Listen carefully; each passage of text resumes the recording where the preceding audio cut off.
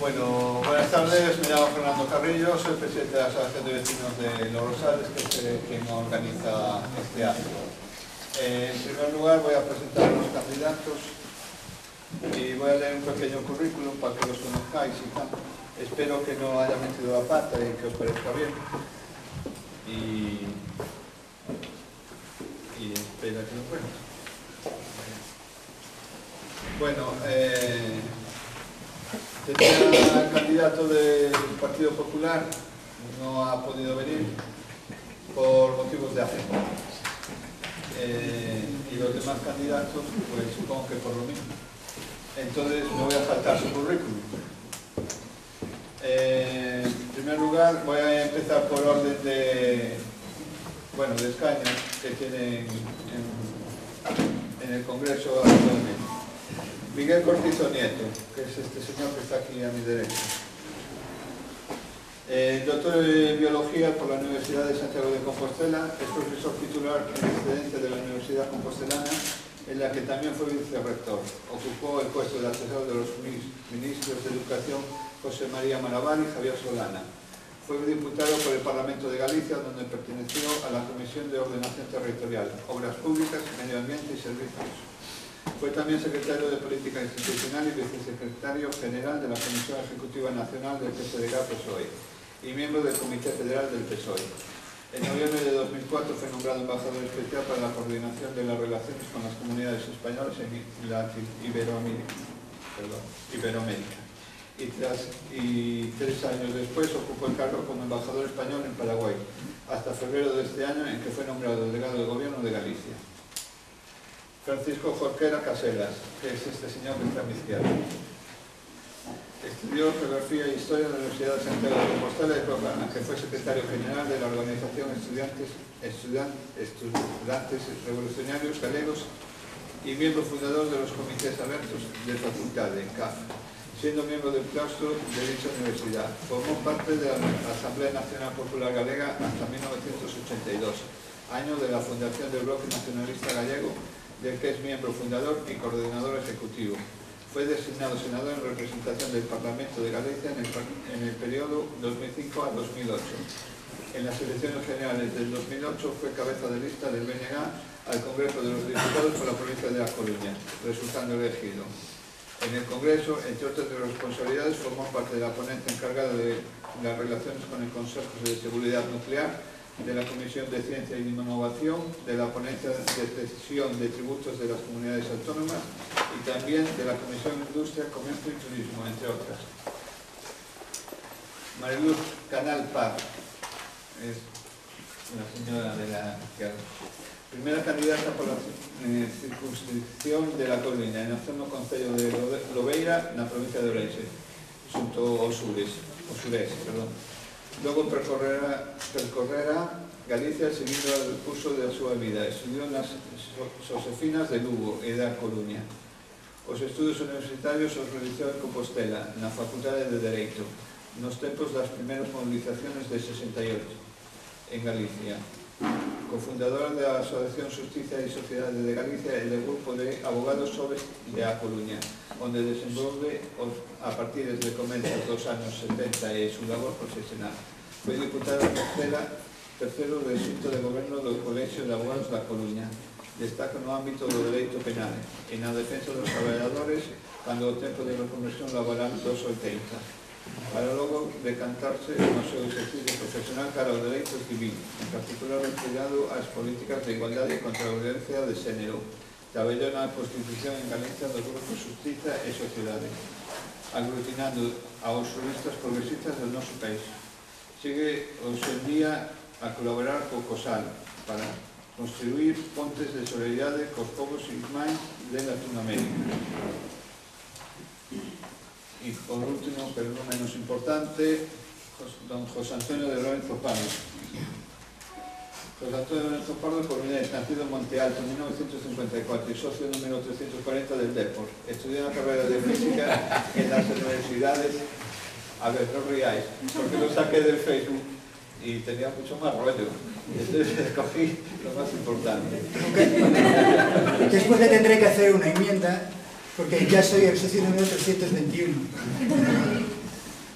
Bueno, lo apunto. Bueno, estudió en la Universidad de Santiago de Sevilla, fue profesor de la Universidad de Sevilla y de la Politécnica de Barcelona, y actualmente es catedrático de Física y Química en el Instituto Masculino de La Coruña, donde es su 5º año como vicedirector. Fue 2 años director y otros 2 secretarios en el Instituto de Cataluña. Posteriormente fue director otros 7 en otro instituto de Ferrol y lleva 5 en su actual cargo, y tiene, entre otras cosas, 3 premios nacionales. Mención de honor en los premios nacionales de la investigación e innovación educativa, primer premio de investigación pedagógica convocado por el Consejo General de Colegios Oficiales de Directores y Licenciados, el primer premio de Santillana de Experiencias Educativas convocado por la editorial Santillana. Le gusta la ciencia y su historia y su divulgación, lo que le llevó a escribir varios libros, entre otros La Revolución del Metro, que fue premio como el mejor texto original de los premios Prisma. Durante el franquismo fue delegado de su facultad, después de la transición militó en comisiones, siendo secretario general de una unión local y miembro de las ejecutivas de la Federación de Enseñanza Catalana y Estatal. Bueno, ahora van a empezar ellos a dar una pequeña charla sobre sus programas políticos o electorales, y seguidamente después pasaremos a las preguntas. Bueno, volveré a hablar después, pero por favor que las preguntas sean muy escuetas y las respuestas también. Vale. Empezamos por Miguel. Podrías ganar un poco más de tiempo a pensar. Te lo dejo para el final. Sí, que sí. Bueno, pues...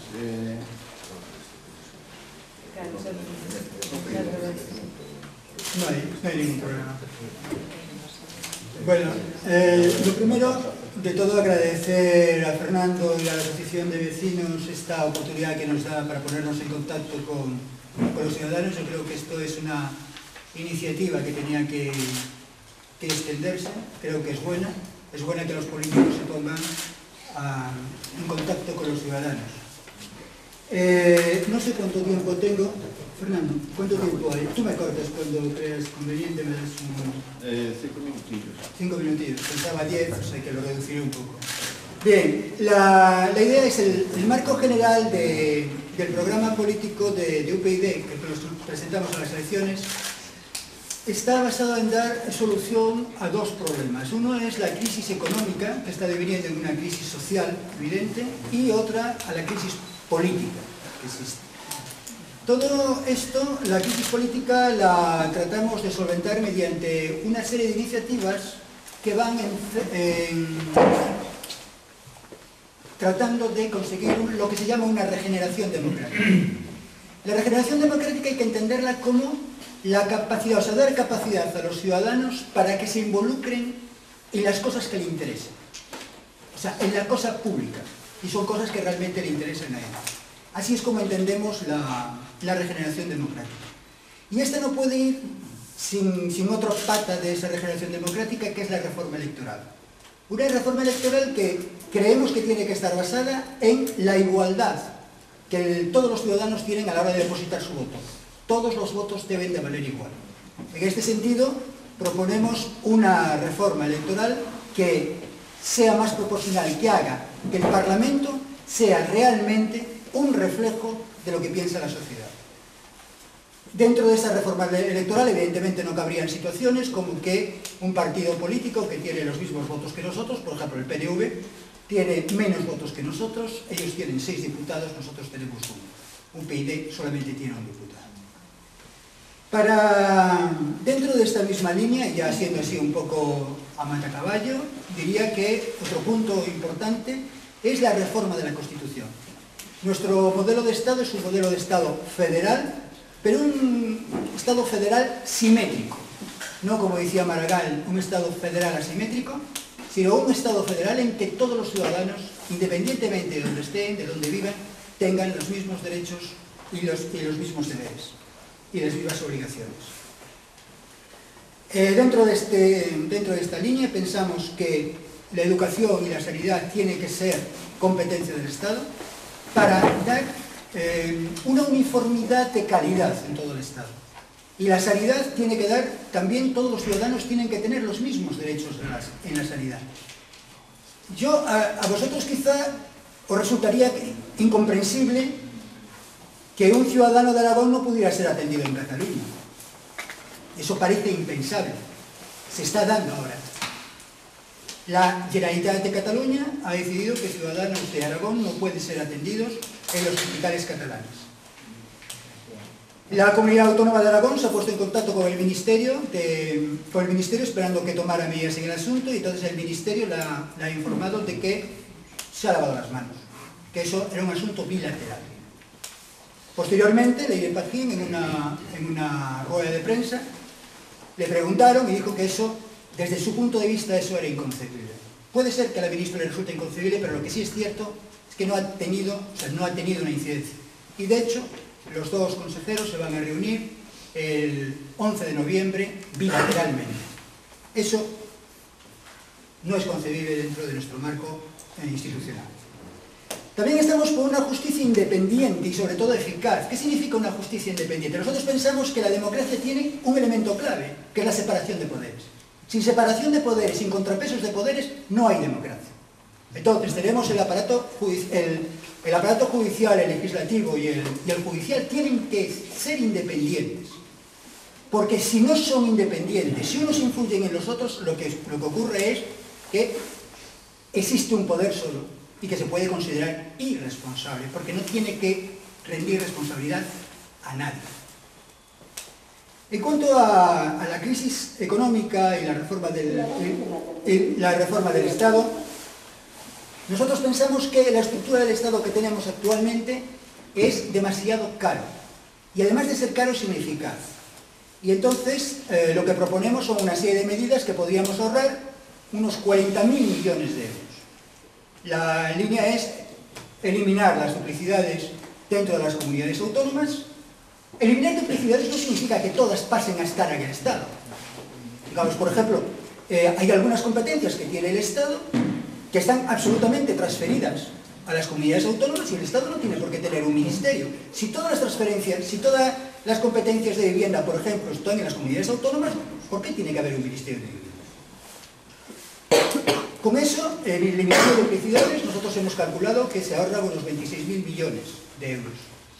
Eliminando las diputaciones y concentrando en los ayuntamientos, se ahorrarían otros 14.000 millones. Son 40.000 millones de euros que creo que podrían ir a financiar servicios básicos que se están recortando. El otro problema en el que hacemos incidencia es la reforma laboral. En la reforma laboral, el marco jurídico laboral que tenemos ahora mismo, lo que pensamos es que es ineficaz, pero fundamentalmente injusto. Injusto porque hay dos tipos de trabajadores muy claramente definidos. Uno que tienen todos los derechos, que son los fijos, y otros, los temporales, que no tienen ninguno. Y que son los primeros que salen cuando hay una crisis económica de cualquier tipo, salen fuera y salen al paro. Nuestra propuesta es un contrato al modelo nórdico, al modelo de Suecia y Noruega, un contrato indefinido, en el que solamente, un contrato único indefinido, en el que solamente existieran contratos, digamos, temporales para cosas específicas como son sustituciones, maternidades, en fin, todas esas historias. Hay otra cosa también que queremos hacer hincapié, que es en la crisis de la deuda y el techo de gasto. Hay una cosa que es curiosa. El gobierno español tiene menos capacidad normativa de cara a las comunidades económicas europeas que la Unión Europea frente a los Estados. Nosotros lo que decimos es que esa situación se corte y que se pueda ser capaz el Estado de poner unos techos de gasto tanto a los ayuntamientos como a las comunidades autónomas. En cuanto a las cajas de ahorros del sector financiero, nosotros lo primero que pensamos es que tiene que haber control, pero claro, tiene que haber un control eficaz, efectivo. ¿Dónde estaba el Banco de España en su labor de vigilancia para las cajas de ahorros? ¿Dónde estaba? Y por otro lado, ahora mismo el Parlamento, hace 2 días, eso sí, el Parlamento gallego pues, decidió por unanimidad pedir que las indemnizaciones fueran devueltas. Pero los partidos políticos y los sindicatos tienen ahí representantes en el Consejo de Administración. ¿Qué estaban haciendo cuando lo aprobaron? Entonces, yo no sé, supongo que ya me estaré pasando el tiempo, ¿cómo vamos? Vamos, bien. Entonces, la otra línea que se plantea dentro de UPyD es lo que es la transparencia y el derecho de la información. Toda la información tiene que estar al abasto de los ciudadanos. Y ahora que tenemos unos servicios de Internet que lo permiten, con la administración electrónica todo eso puede ser posible. Los ciudadanos además tienen que tener la capacidad de convocar referéndums mediante firmas. Y nosotros también lo proponemos.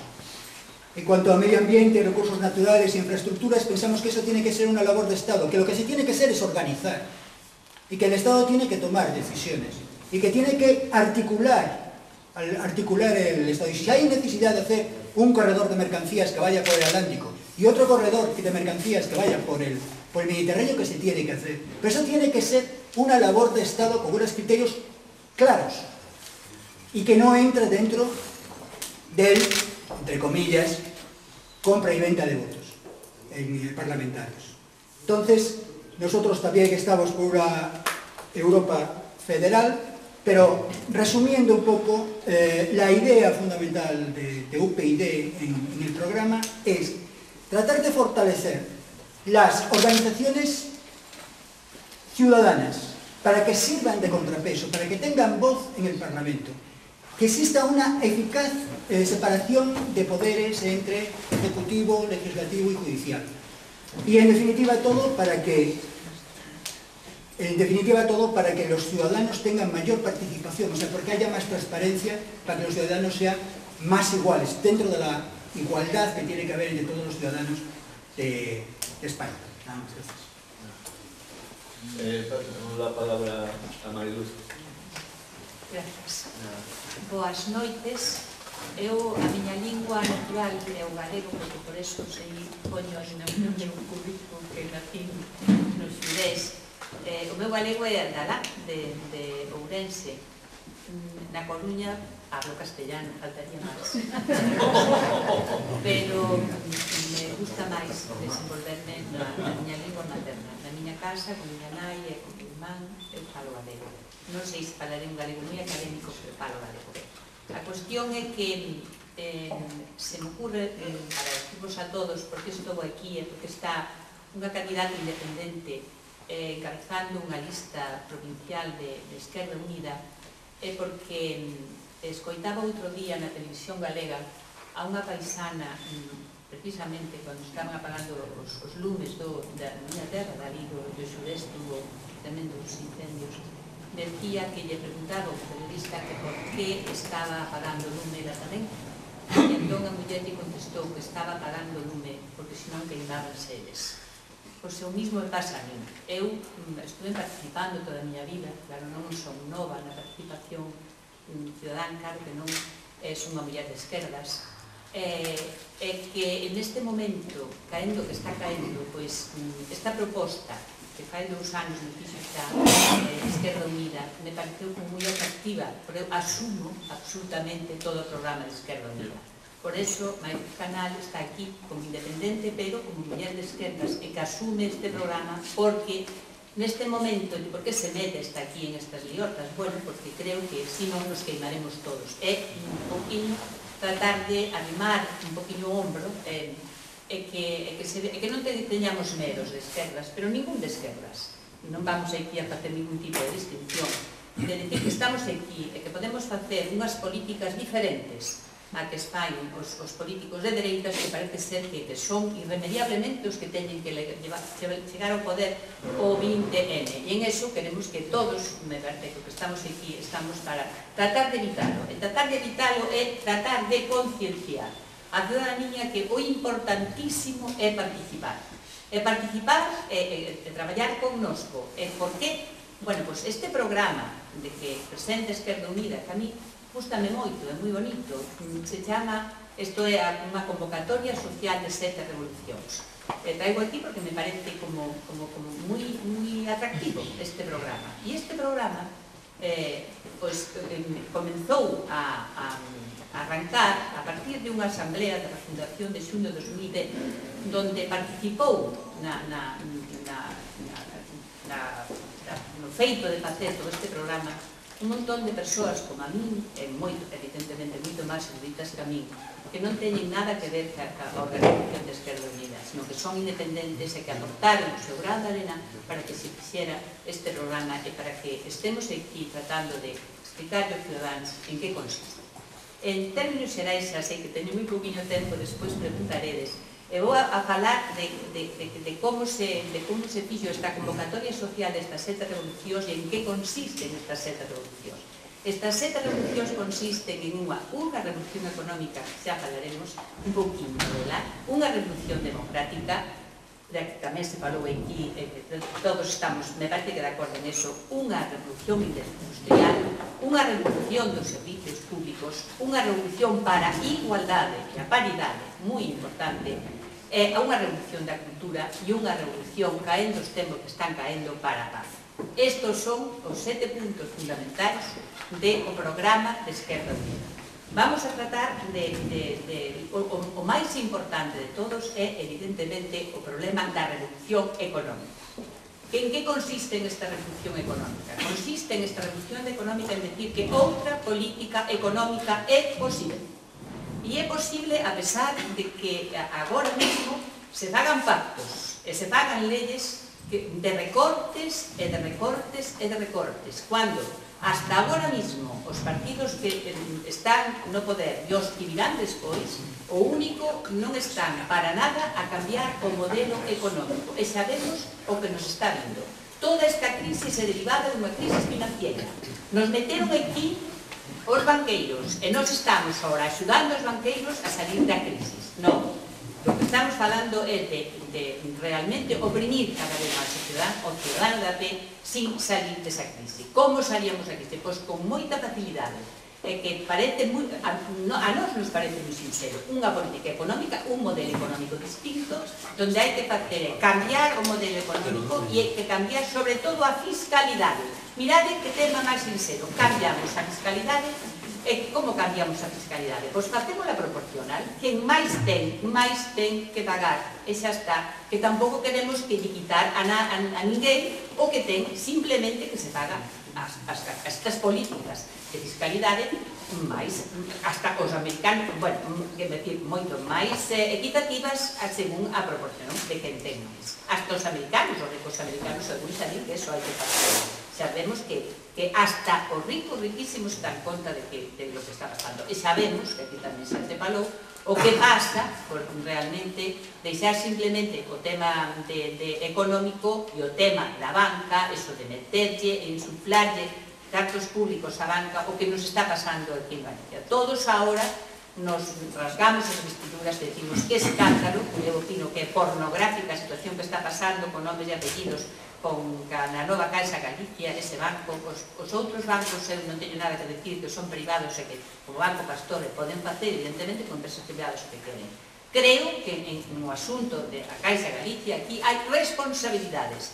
E responsabilidades que se dicen en outras ocasións, como de culpa invigilando, como decimos, eu son letrado, perdonadme, quero decir, que mirar para outro lado non se pode. É dicir, non se pode decir que se están facendo as cousas diante dos nosos ollos e que non miramos para outra parte e agora decimos, pero como é posible que se podan levar tantos pactos esta xente? Bueno, pois aí temos que facer un Estado máis forte, é dicir, que tanto neoliberalismo nos levou a a facer un Estado como moi débil, un Estado que non controla nada. Entón, queremos que despois, si o mismo Estado teña que sacar as castañas do fogo aos bancos para que os inversores non sufran esas consecuencias. Creemos que, en ese sentido, é unha pura hipocresía o que está a falar e o modelo que hai que cambiar é ese modelo económico. O liberalismo fallou estrepitosamente.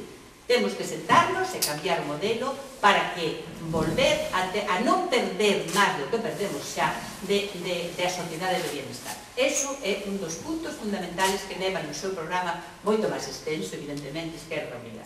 O segundo, pois, é a regeneración democrática. E que se dice con isto da revolución democrática? A revolución democrática consiste en devolverlle ao cidadán a súa categoría de cidadán, é dicir, que un voto sea, que cada voto valga o que ten que valer.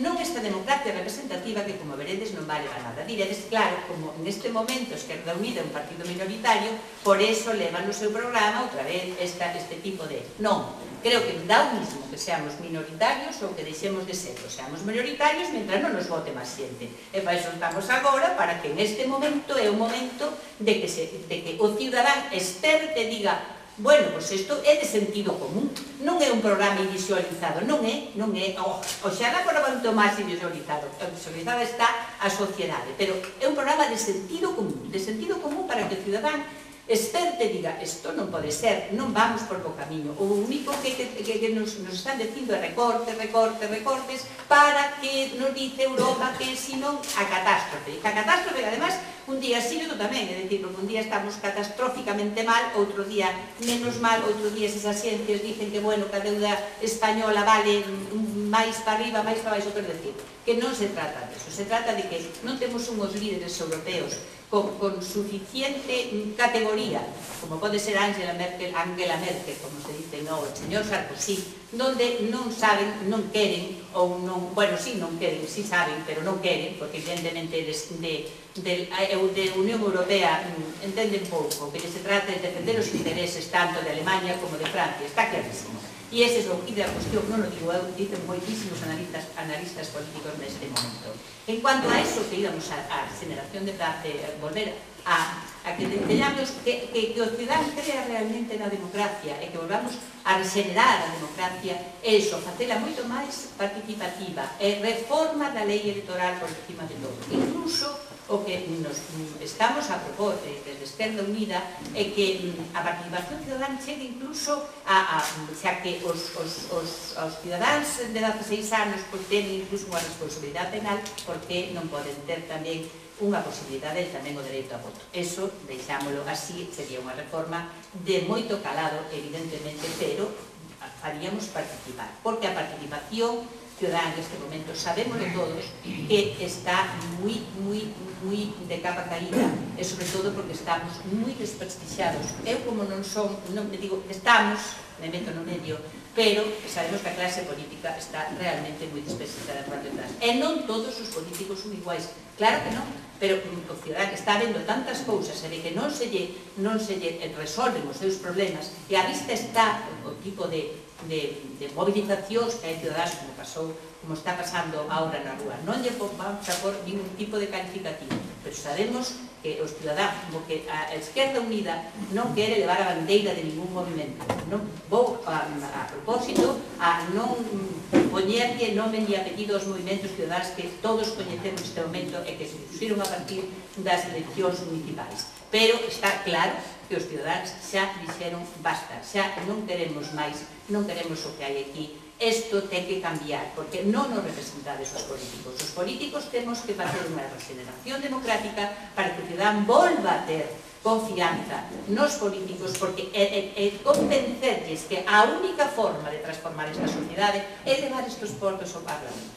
Me dicen que, claro, me enrollo moitísimo. Vou a seguir, evidentemente, reforzaría, evidentemente, nestes temas os parados, o medio ambiente crucial, seguía mantenendo a Esquerda Unida o cerre das nucleares, paulatinamente, evidentemente, crear outras enerxías alternativas, había que crearlas, porque senón vamos de capa caída.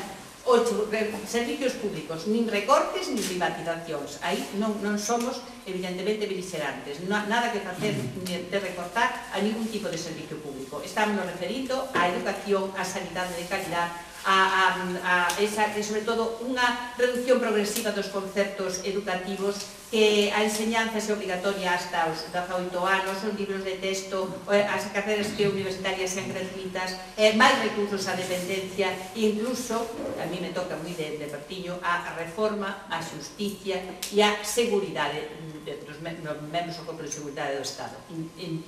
A xusticia, sobre todo, que deixe de ser o irmán pobre sempre do Estado, porque se non hai unha xusticia que funcione, os demais estamentos do Estado non van a funcionar. Despois, algo moi importante, a paridade, rescate do Ministerio de Igualdade. E digo eso porque estamos tratando, as mulleres nos están tratando de voltar ás nosas casas. Se vemos a lei, é unha pena que non este aquí o representante do Partido Popular, porque aquí a lei da familia galega xa vemos o que deu de sí, é dicir, as mulleres voltan a casa a cuidar os enfermos, os dependentes e os nenos, e encima que nos paguen un seguro, pero non falan dun salario digno para a muller, e non falan de que teña un posto na sociedade e non o teito de cristal. A cultura gratis para todos, é dicir, que non sea cultura elitista. Cando falo de cultura non falo do ensino, falo de que as persoas teñan dereito a ter un acceso á cultura, e non só as clases altas, sino as clases traballadoras, e os que normalmente non teñen acceso a ela. E despois vamos a tratar un tema crucial, que é o da política exterior, fora bases e un compromiso coa cooperación internacional. Queremos unha esquerda plural e, sobre todo, queremos que aquí aúne todos os esforzos, non separen a ninguén.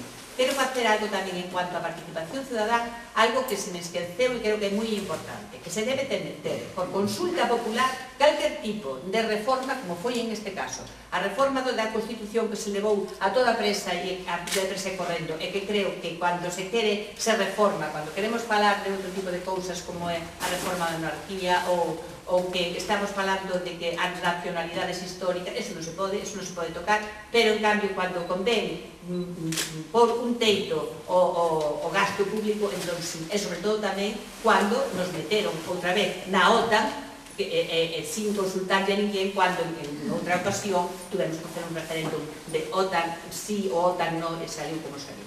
Bueno, perdón, pero este en un resumen moi pequeno, moi comprimido, é o programa de Esquerda. Se nota que es abogada, ¿verdad? Bueno, paso la palabra a Francisco José.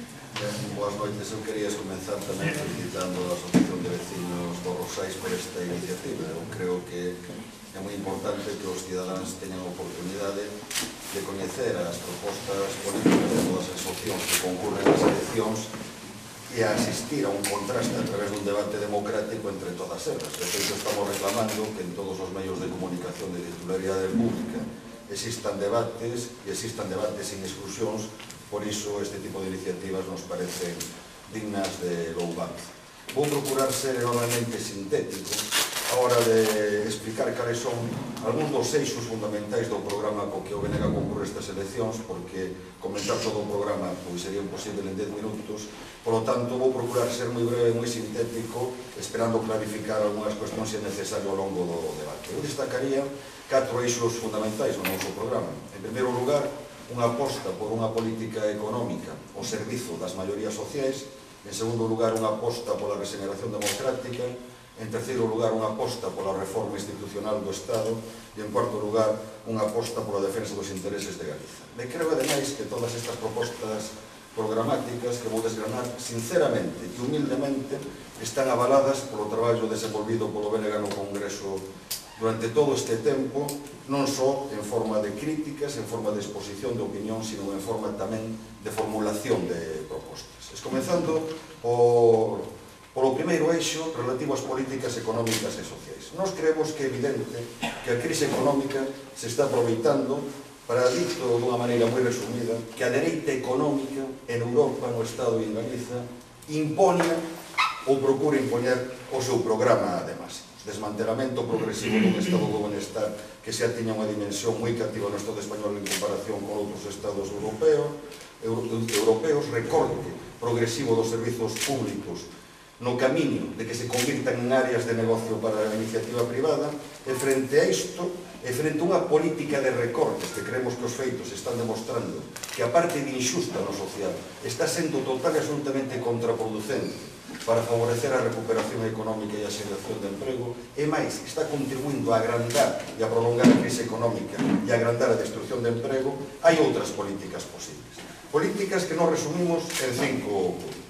En primeiro lugar, concentrar o esforzo de aforro no gasto improductivo e superfluo, a través dunha racionalización da estrutura administrativa do Estado, logo me referirei ao mesmo, ou a través, por poñer un exemplo, dun recorte drástico do gasto militar. Nos creemos que hai que acabar coa participación española en intervencións militares no exterior, por outras razóns, pero que ademais representan un gasto importante. Nos creemos que é impúdico nun contexto de crise económica no que estamos, aparte de outras razóns, que, por exemplo, se anuncia que o Estado español se incorpora o programa de escudo antimisís da OTAN. Aí é onde hai que facer un esforzo de ahorro. En segundo lugar, de cara a non comprometer políticas públicas esenciais para o benestar, reforma fiscal.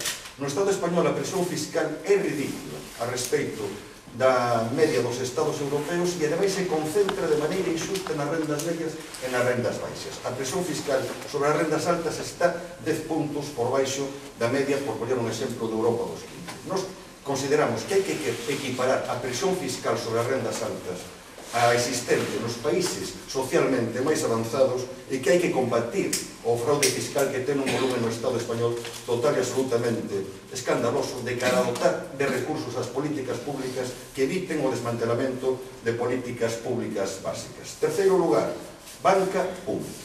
Frente ao que está acontecendo no sector financiero, nos apostamos porque se cree unha banca pública, porque a nivel de Estado o ICO se convirta nunha banca pública directa, porque en Galiza NCG Banco se convirta nun banco público de titularidade galega, para o cal é preceptivo modificar a normativa estatal, por eso menciono aquí nun programa para as eleccións xerais, e que hai que modificar radicalmente a política dos estados a respecto do sector financiero.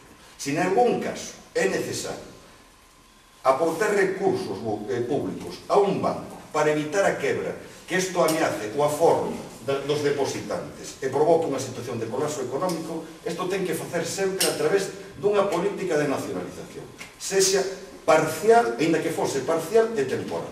É dicir, ten que transformarse os recursos públicos aportados na adquisición de dereitos políticos por parte do Estado sobre ese banco, primeiro, para tutelar o destino deses fondos e que restitúa o uso de crédito a economía productiva, non para que sexa utilizado movimentos especulativos en alimentar a economía de casino.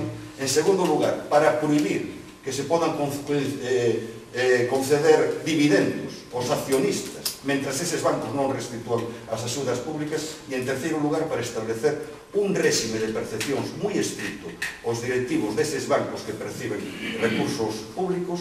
O réxime de percepcións ten que equipararse ao sector público e iso é imprescindible ademais para evitar situacións escandalosas que provocaron indignación no conxunto da sociedade e en particular aquí en Galiza no conxunto da sociedade galega. Creemos que é imprescindible manter o investimento público productivo, porque nun contexto de crise o investimento público é necesario para a recuperación económica e a xeración de emprego. Hai que concentrar ese investimento naquelas infraestructuras que realmente sexan necesarias para a dinamización económica, no apoio a aqueles sectores económicos que teñan capacidade de xeración de emprego, pero sobre todo no apoio a aqueles eidos que poidan contribuir a cambiar o modelo de crecemento, apostando por unha economía baseada no coñecemento, apostando por unha economía verde.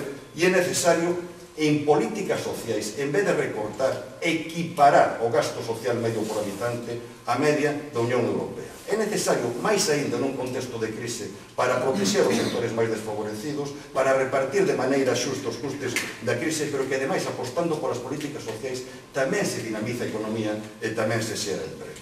Segundo dos eixos principais, regeneración democrática.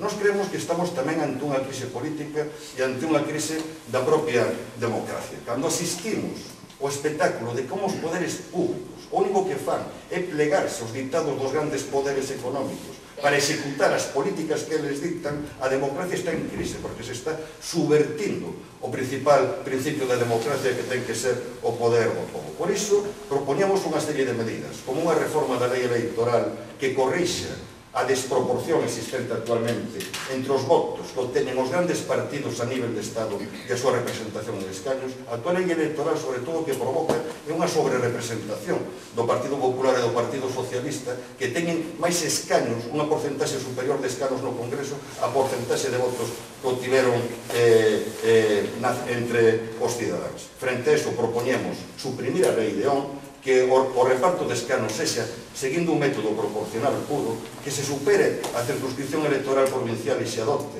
a circunscripción electoral autonómica. Entendemos que é máis congruente co modelo de organización político-territorial do Estado, pero ademais se optamos por unha circunscripción máis ampla, tamén se reflite mellor logo na asignación de escanos o pluralismo político realmente existente, pero creemos que é imprescindible combinar isto con medidas de mellora da calidade da democracia e de fomentar a democracia participativa. Apostamos por unha lei de consultas populares que incentive a celebración de todo tipo de consultas populares e que determine que cuestións non poden ser aprobadas sin consultar aos cidadáns e que, en última instancia, sexan os cidadáns os que teñan capacidade de decisión. Como apostamos por fomentar as iniciativas legislativas populares, reducindo o número de asignaturas para que sexan posibles, ampliando o número de temas sobre que poden ser obxecto dunha iniciativa legislativa popular e apostando porque os propios promotores a poidan defender no Parlamento.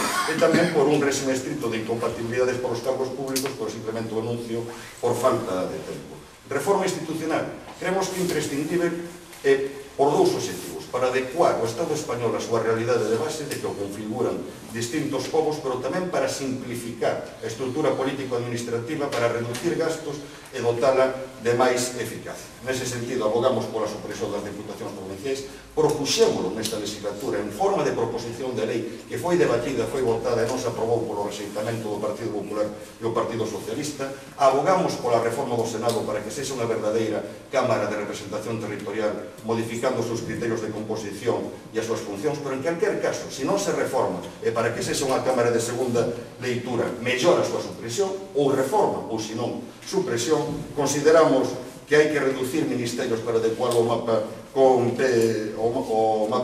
competencial existente. Non me vou estender neste apartado porque xa me está advertindo o moderador que me estou excedendo de tempo.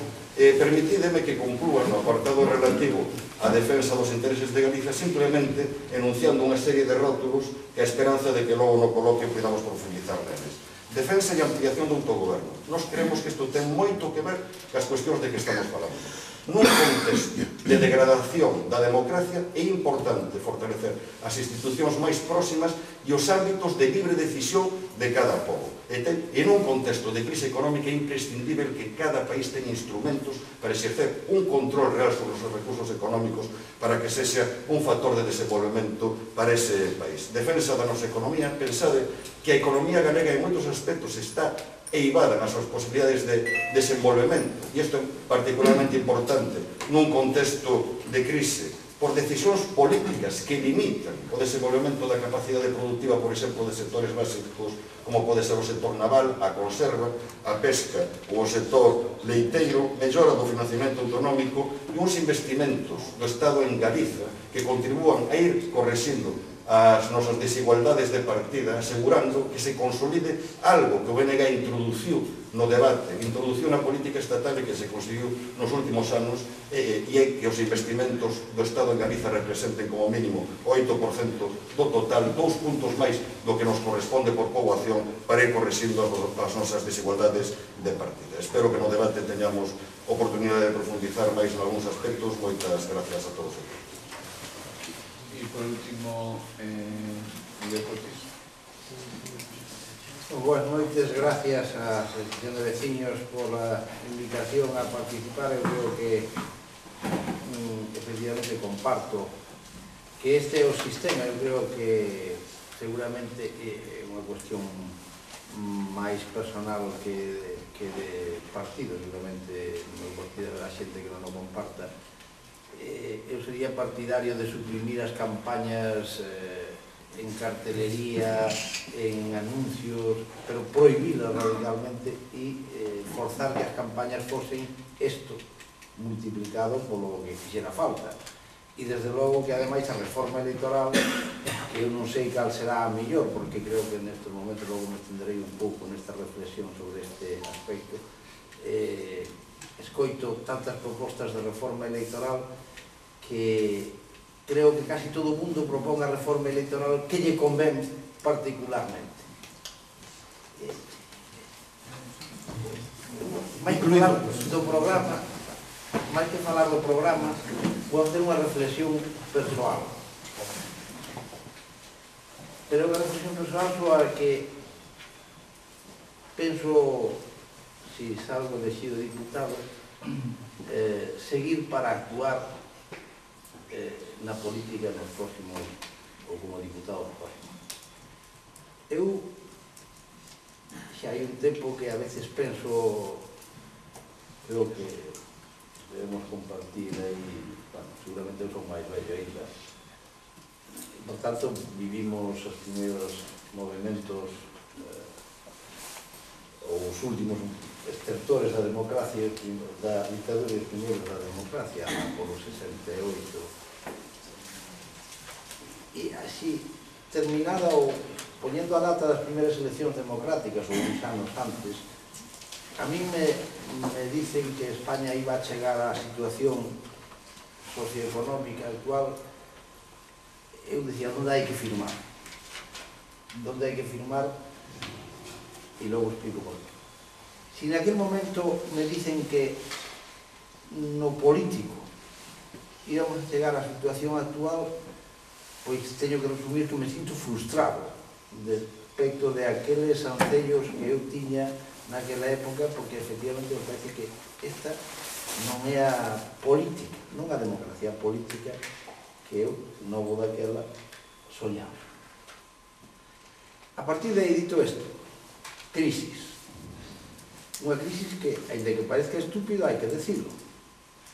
Nace e se produce polas políticas neoliberais de desregulación nas cuales se colgaron a codicia, a especulación,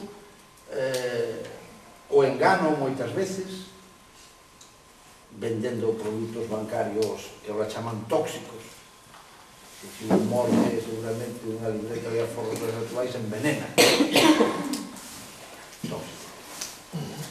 Pero de repente a crise económica parece que é outra cousa, non está moi clara. As políticas neoliberais, a desregulación, as políticas que favoreceron a liberdade absoluta nos mercados e a carencia absoluta de ningún tipo de intervención do Estado para controlar. Así, moi sinxelamente. Unha crisis que desata todos os demos.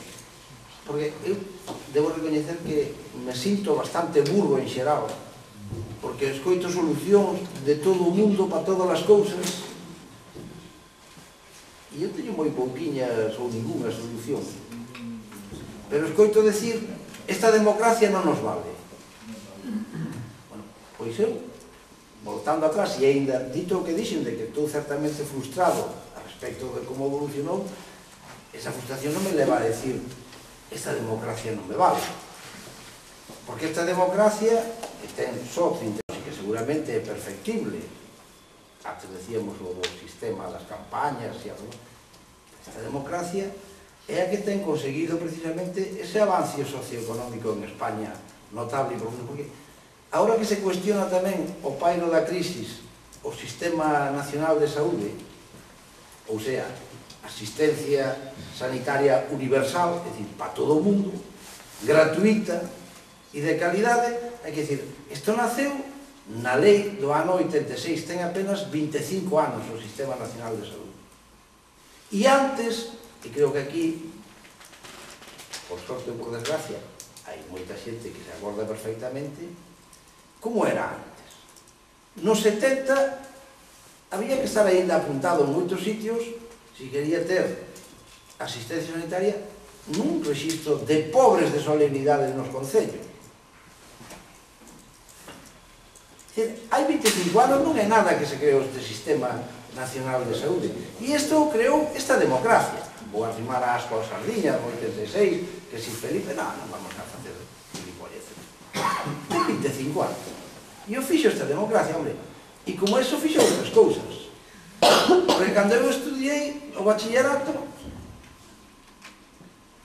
non había un colexio en cada barrio ou en cada vila, o sea, quenes estudiaban cando eu estudiei o bachillerato? Algúns con moito esforzo e outros se os seus pais podían, pero non había unha oferta de ensino que todo o mundo tuvera certa capacidade de poder estudiar. E isto o fixo esta democracia. Entonces, eu podo ir analizando tamén que hai moitas cousas que funcionan mal nesta democracia. Por iso dixen que me sinto frustrado. Pero de aí a decir, esta democracia non vale para nada, non serviu para nada, eu creo que a crisis, non sei se estamos en crisis ou estamos entrando todos en histeria colectiva e hai que cambiarlo todo. E tamén me recorda o dos incendios forestais. Cando hai incendios forestais, como os recentes, ou como os anteriores de 2006, ou como os anteriores dos anteriores, que lle tocaron a todos os gobernos, de repente empezan a salir explicacións para os incendios.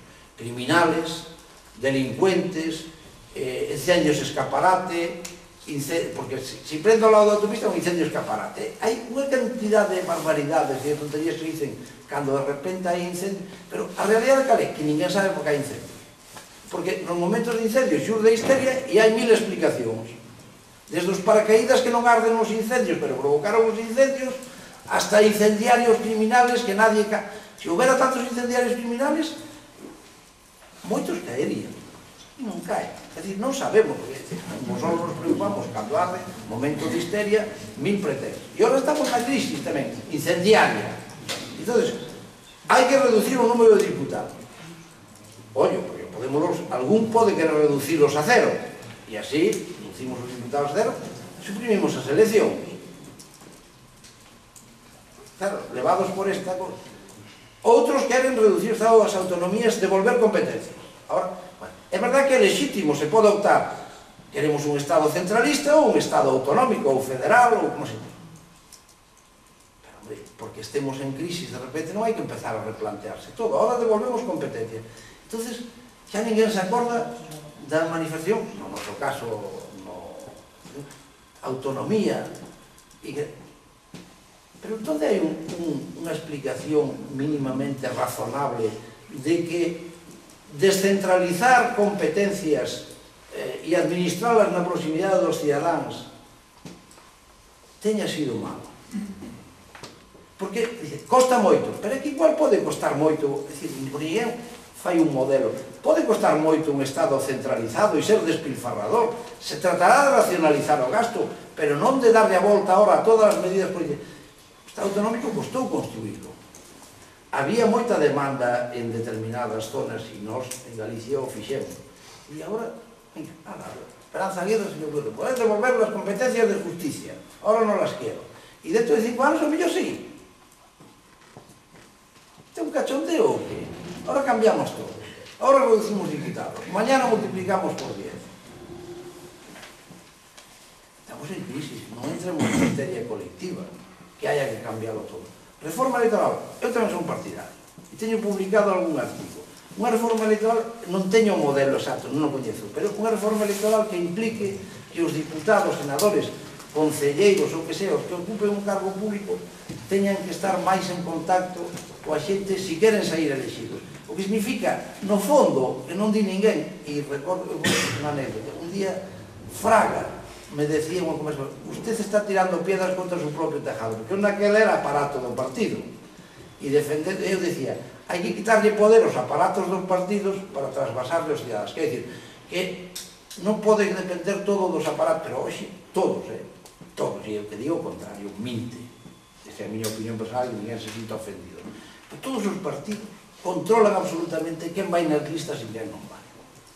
Pero férreamente. E iso implica despois moitas cousas. Bueno, non as vou explicitar porque seguro que o mellor alguén non me lembra. Entonces, a cuestión, Carmen, de que se trata? de que a xente coñeza aos diputados, circunscripcións electorais axeitadas para que a xente coñeza a capacidade de todos e cada un dos candidatos, a súa honestidade, o seu comportamento, e os partidos se teñan que tentar moitos as mans antes de poñer a Pepe Pérez, si Pepe Pérez pois é un gañán, ou si Pepe Pérez non o coñece nin Dios pola súa actuación en determinados sitios. Esa é a cuestión de fondo. Como? Todo o mundo sabe, pero eu xa dixen que era máis burro, eu non sei exactamente. Supoño que se fala, se pode chegar a unha fórmula que permita este acercamento dos candidatos cando exercen, despois como diputados ou como concelleiros, como que toque. Eu no fondo creo que hai que recuperar, que non estamos nunha crisis política sensu estricto, sino nunha crisis social que implica o económico, por as cuestións que xa temos falado, e nunha crisis social de valores. Ontes que estaba vendo un programa nunha televisión de trozos, friki non sei que chamábase, polo título xa se pone. Entón, unha señora, era en corte, non explicaba todo, en algún sitio tenía un problema, no barrio, non sei que, y dice, bueno, estos son los políticos que se lo llevan todo, que lo roban todo, ya lo dice Belén Esteban. Esto es lo que decía. Pero esto, certamente, o pensa moita xente. Sei que vivía en Argentina no 2001, cando foi a crisis, aquilo sí que era crisis, porque despois tamén temos que poñer os pés no chan e ter un pouco de decencia tamén Europa, o mundo, o chamado primeiro mundo. No 2000, aquelo si era crisis porque literalmente pasaban fame, pero non un porcentaje, casi todo. E se generou unha reacción ali contra os políticos tamén. E a reacción se, sabe, eu tiña moitos amigos naquela historia, que se vayan todos. O resultado non se foi ningún. Siguen todos os mismos. Por eso ahora que non valdrá fulano, ou non valdrá Mengano porque hizo isto e isto e isto, hai que concretar. Ou aquel xuiz, ou aquelo que esteu, ou aquelo... concretamos. Bueno, sei que esta reflexión non é o máis propio destas cuestións, pero un apunte, a máis propio destas cuestións. Ahora, só un apunte. Un apunte vou arrimar un pouco a asco para esa línea. Por exemplo, o paro é un gran problema, grave, gravísimo problema. Esto se resolve dicindo, esto es culpa de Zapatero. Existe maior estupidez. O paro é unha situación que xurde da situación de crisis internacional, da situación da burbulla inmobiliaria que obedece o que obedecía, pero, e depois desto se colga reforma laboral, cada un entende nesto de reforma laboral tamén o que quere. Alguns entenden reforma laboral, vamos a despedir máis barato, se algún lle deixa, habería que pagar por ser despedido. Pero quero recordar que con esta legislación no ámbito laboral, no 2007, e eu digo por eso para poner en cuestión Zapatero é o culpable de todo, no 2007, na historia de España, foi o ano de maior empleo. Non por, é dicir, nin era mérito de Zapatero aquelo, nin agora isto é tampouco mérito dele. E tendo constancia isto, nin de Zapatero, nin de fulano, nin de Mengano, nin de tal partido, ou entendemos que é unha cousa máis estructural, ou digo, cando se vai a Zapatero vai a Campos, non, non é a solución. A solución é outra. E a reforma laboral haberá que facela, pero ollo porque todo o mundo se quere aproveitar, sobre todo os grandes empresarios, da situación, porque con estas leyes e este mercado laboral se chegou ao pico de emprego como nunca se chegara en España.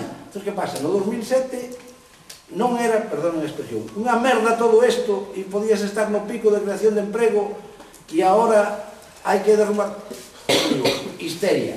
E debaixo da histeria cada un enseña a patita e cada un arrima asco a súa sardiña. E eu creo que hai que recuperar e pedir todos, eu tamén, decencia política. Decencia política e aplicala en cada caso e sempre. e que cada un teña a credibilidade que lle dé o seu propio comportamento e a súa propia actitude perdón, xa remato. Por certo, eso de Merkel e Sarkozy que decía antes, que tamén escoitei que en Europa lles chaman Merkesí. Bueno, empezamos el turno de preguntas. Por favor, escuetas rápidas, las podéis dirigir a todos los candidatos o al candidato que consideréis oportuno. Sí, Carlos. Sí, creo. Bueno, gracias a Javier, a Alberto, a Fernando y a... Bueno, a ver, ya lo digo ahora, nada de agradecimientos más, ya está.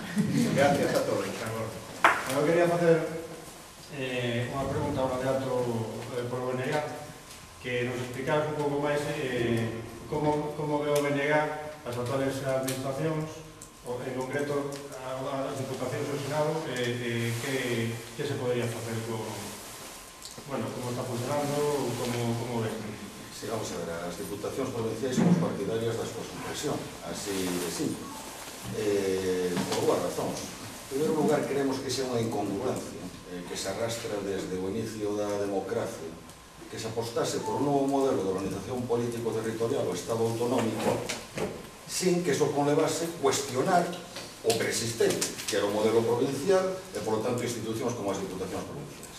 Creemos que son institucións total e absolutamente obsoletas e caducas. Por poñer un exemplo, se comparamos as diputacións provinciais cos outros niveis administrativos, o local, o autonómico, o estatal, os datos demostran que son as administracións onde maior parte do seu orzamento o absorbe o gasto corrente. Por lo tanto, poden destinar menos a investimento e a prestación de servizos.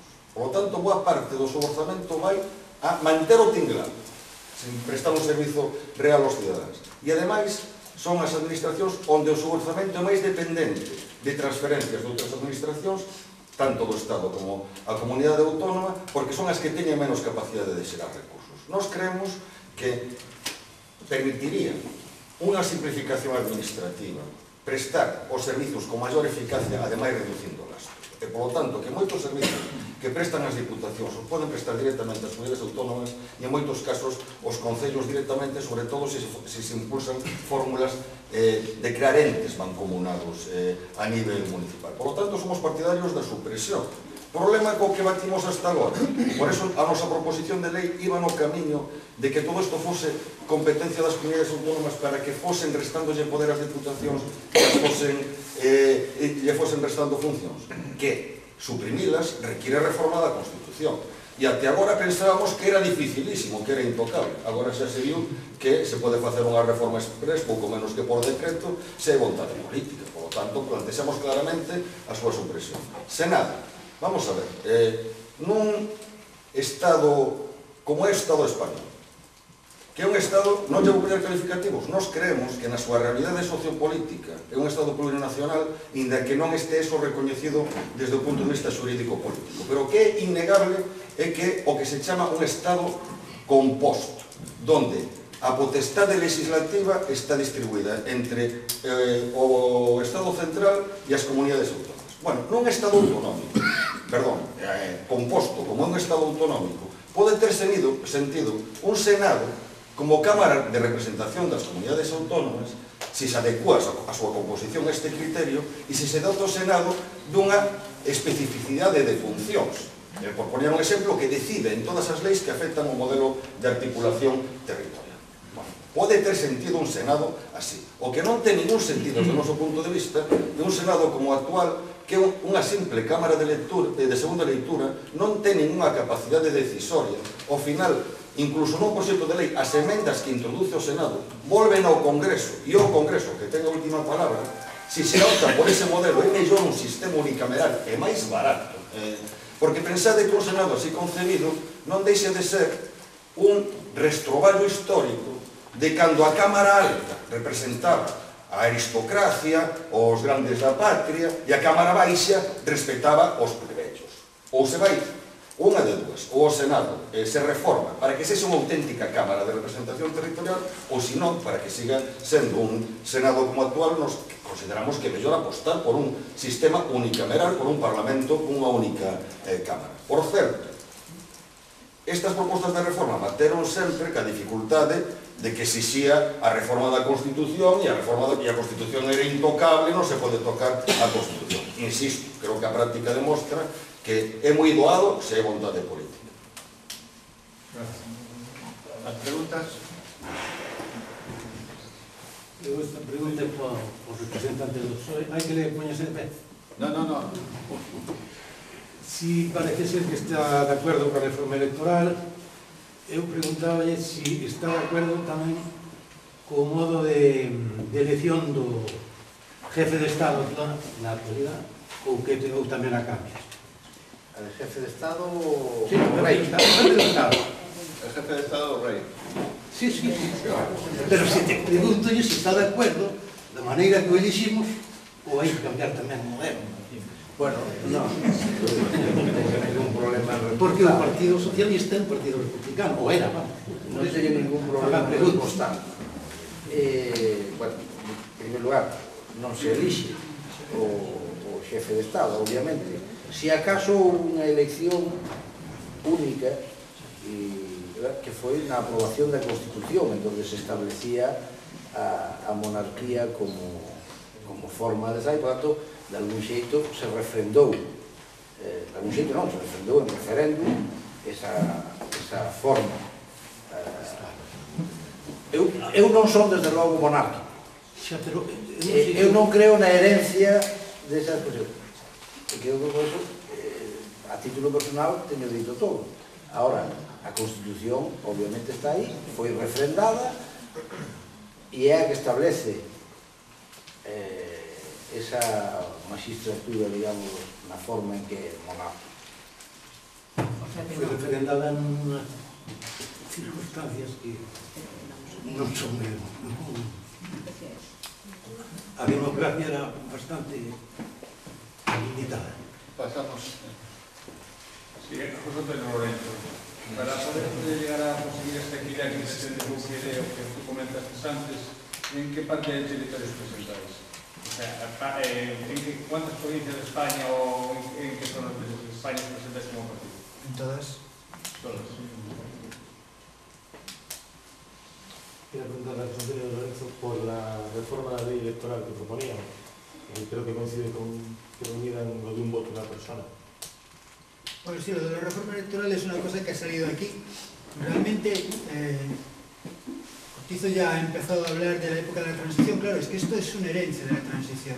O sea, vamos, los sistemas electorales, desde mi punto de vista, tienen un fin. O sea, el sistema electoral está hecho para conseguir algo. O sea, el sistema electoral es el que modula la voluntad popular. En la época de la transición lo que se tenían eran muchos partidos, se hablaba de la sopa de partidos, y entonces había que articular un Estado que fuera gobernable. Y entonces eso se articuló en torno a una ley electoral. Una ley electoral cuyo elemento fundamental, uno de ellos es la ley DON, pero hay otro que es el tamaño de las provincias, en este caso, o sea, de los elementos a la votación, que hay muy pocos votos. Hay en sitios que hay 3, 4 diputados, única y exclusivamente, y entonces eso se convierte prácticamente en un sistema mayoritario. Comentando lo que decía Cortizo, es que me hizo gracia por aquello de que dijo, había que conocer mejor a los representantes, ¿no? En una circunscripción con 3 o 4 se podía conocer perfectamente. El problema es otro, que ya lo dijo él también antes, es cómo se eligen a los que van de candidatos en el partido. El problema es que, claro, si en una circunscripción con 3 representantes, ¿cómo que no vas a tener acceso a ellos? Evidentemente, es casi un sistema mayoritario. Poca diferencia hay con Inglaterra. ¿Cuál es el problema? Que el representante no se debe al votante.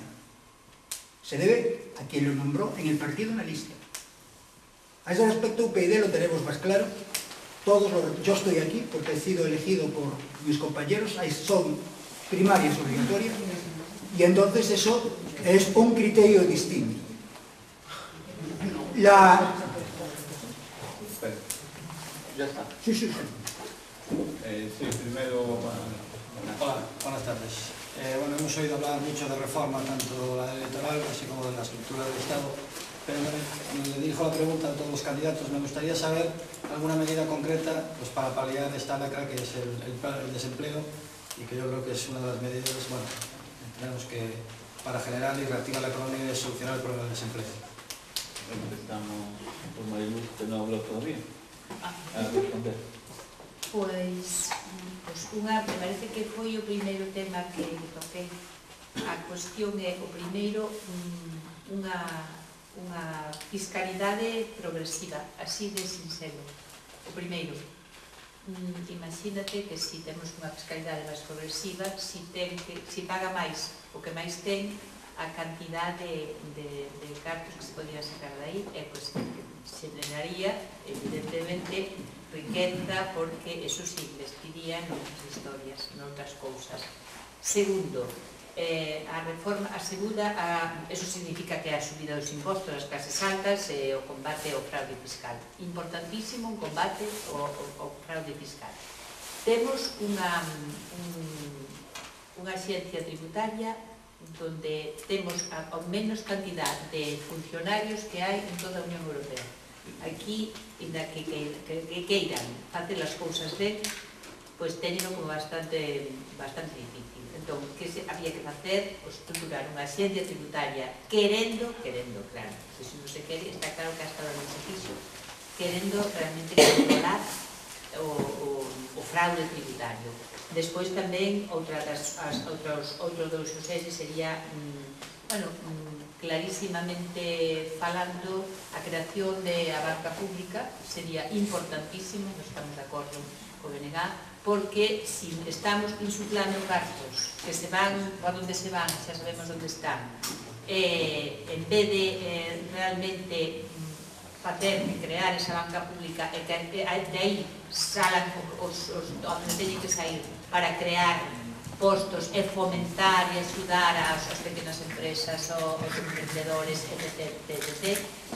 Importantísimo tamén. Eu creo que son os tres eixos máis importantes. Non se trata, evidentemente, de que venga aquí a revolución a toma do patio de inverno, como que intentan decir. Non se trata deso, se trata de facer unha política con sentido común. Si o modelo, en eso tamén estamos de acordo, si as políticas neoliberales fracasaron estrepitosamente, todo o mundo está de acordo en eso, temos que cambiar o modelo económico. E o modelo económico, como esos tres eixos fundamentales, xa algo empezábamos a facer, é dicir, pero non é como dito o señor Cortito, que ele non sabe, me chama a atención de que dice o representante do Partido Socialista que non sabe como se pode sair da crise. Pois hai que saberlo, o sea, alguna vez, claro, que están gobernando e interesa volver a gobernar. Entón, home, me chamou muchísima atención, porque creo que é unha chamada de atención a eso, que non se sepa que tipo de política económica hai que seguir para sair da crise. Bueno, nós si temos esas ideas, e creo que realmente é moito máis desenrolada, evidentemente, porque creo que é fundamental cambiar a política económica, cambiar o modelo fiscal, ir, evidentemente, contra a política dos paraísos fiscais e contra as grandes fortunas, para que vai un sistema que non vamos a expropiar nada a ninguén, non, sino simplemente o que vamos a nacionalizar determinados sectores. Eso está clarísimo, para que sean productivos e que a posibilidade de benestar poda subir, porque lo que nos podemos é recortar, sino, tamén se dixo aquí, o que temos é que reforzar muitísimo máis, sobre todo, a xente máis dependente, o paro, a xente que está no paro, a dependencia. A independencia é imposible levarla a cabo, cada vez máis recortes. Creo que eso podía sair de aí. Creo non, estamos absolutamente convencidos, porque creo é unha muletilla, e a política, desde logo, da Esquerda Unida aos Verdes é ese, é dicir, pero está clara e é doada, é dicir, que tampouco estamos inventando aquí uns sistemas rarísimos, sentido común. Sí, vamos a ver. Eu, en primeiro lugar, quero decir que non existen recetas máxicas para combatir o problema do desemprego, pero nós estamos totalmente convencidos que a orientación deses puntos que numerei na miña intervención baixo o apartado unha política económica ao servicio das maiorías sociais permitiría ir creando as condicións para favorecer a recuperación económica e a creación de emprego, sabendo que partimos dunha crise moi grave, moi profunda, e, por lo tanto, que non hai recetas máxicas. Por poñer un exemplo, nos levamos advertindo durante toda a legislatura que unha política de restricción presupuestaria excesiva nun contexto de crise no que estamos é totalmente contraproducente para favorecer a recuperación económica, porque se baixou o consumo por mor da crise, hai a tonía de iniciativa privada por mor da crise, ainda por riba se reduce de maneira drástica o investimento público, entón estás prescindindo dun elemento que podía xogar un papel anticíclico, podía ser unha forza motora da recuperación da economía. E ao final, nin consigues equilibrar as finanzas públicas, porque sin recuperación económica, sin xeración de emprego, o desequilibrio nas contas públicas vai seguir existindo, nin consigues favorecer a recuperación. Como todos os datos están demostrando. Isto que alertamos desde o principio da legislatura, agora o din persoas tan pouco sospeitosas de ser do BNG, como Obama, como The Economist, como The Washington Post, que a Unión Europea ten que revisar as súas políticas de constricción presupuestaria excesiva. Por lo tanto, hai que apostar pola inversión pública productiva. Hai que apostar pola expansión do gasto social en vez de pola contracción. E que apostando por mellorar os servicios públicos en vez de precarizalos, non só estás mellorando os servizos fundamentais para o benestar dos ciudadanos, sino que estás xerando dinamización económica e estás xerando emprego, impulsando os servizos públicos. A banca pública que contribúa a restituir o fluxo de crédito a pequenas empresas, autónomos, é outro elemento tamén favorecedor da creación de emprego. E para financiar esas políticas, efectivamente, unha reforma fiscal en profundidade que eleve a presión fiscal sobre as rendas altas. Mirad, o período Zapatero empezou co discurso de que bajar impuestos é de izquierdas e o Partido Popular está co discurso de que máis impuestos máis pagan. Pero os datos falan por si sós. Os países que teñen unha fiscalidade máis avanzada son os máis resistentes á crise, son os que teñen mellores índices de benestar e son os que teñen unha taxa de ocupación máis alta, por lo tanto, os que teñen menos desemprego. Os datos son total e absolutamente elocuentes. Sí, bueno, eu antes decía, eu non dixen que non se opera, a verdade é que non, rectifico, non. Que se o supera sería un mago, pero receta máxica non hai, pero a única cuestión de sair da crise é generando o crecimento e iso implica políticas de distinto tipo e complementarias. Por suposto, desde a socialdemocracia clásica, a fiscalidade progresiva é unha peza fundamental, ou debe ser unha peza fundamental do Estado, que quen máis teña, máis pague. Porque se poden baixar impostos indirectos, e fora o caso, e eso non é injusto, porque os impostos indirectos son en sí mismo igualatorios para todos, os que teñen moito e os que teñen moito. Pero a fiscalidade progresiva sobre a renda, sobre os impostos de sociedades, sobre, e eu estou de acordo co representante do BNG, en que a presión fiscal, desde logo, non é a máis alta de Europa, ni moito menos se hai margen. Ao margen da recaudación, que é a que ten que, ao final, financiar os servicios públicos, tanto o modelo de benestar que nos estamos xogando, que esa é a cuestión. Aquí, sobre pretexto da histeria da crisis, a patita que enseñan algúns é meter non recortes dentelladas ou mesmo puñaladas nos servicios públicos. Non só por unha cuestión ideolóxica, porque ao final é unha cuestión de negocios, e abrir a área de saúde ao mundo dos negocios pois é un xacemento importante para que nos defenden buscar negocios, e isto non é ninguna novedade. En Estados Unidos ese é o gran problema para ter un bo sistema nacional de saúde, que non o teñen, pois que porque fracasaron os intentos de Clinton ou da muller cando Clinton era presidente, ou de Obama agora, pois porque as grandes aseguradoras e os grandes negocios que moven miles de millóns de dólares non queren un sistema público universal e gratuito e de calidade, queren un residual e que o negocio sigue. Esos xacementos de emprego non é cuestión do capitalismo yanqui, é cuestión do ámbito dos negocios en todo o mundo, e cando existe a oportunidade todo o mundo quere meter na zaga. Pero non podemos olvidar tamén que estamos nun contexto internacional e estamos mediatizados pola situación, por máis que nos vamos negar. Por outro, eu, o partido é partidario, por exemplo, da banca pública. Defendemos un maior intervencionismo, un maior estatismo, recuperando un término clásico, e unha maior regulación e control das entidades.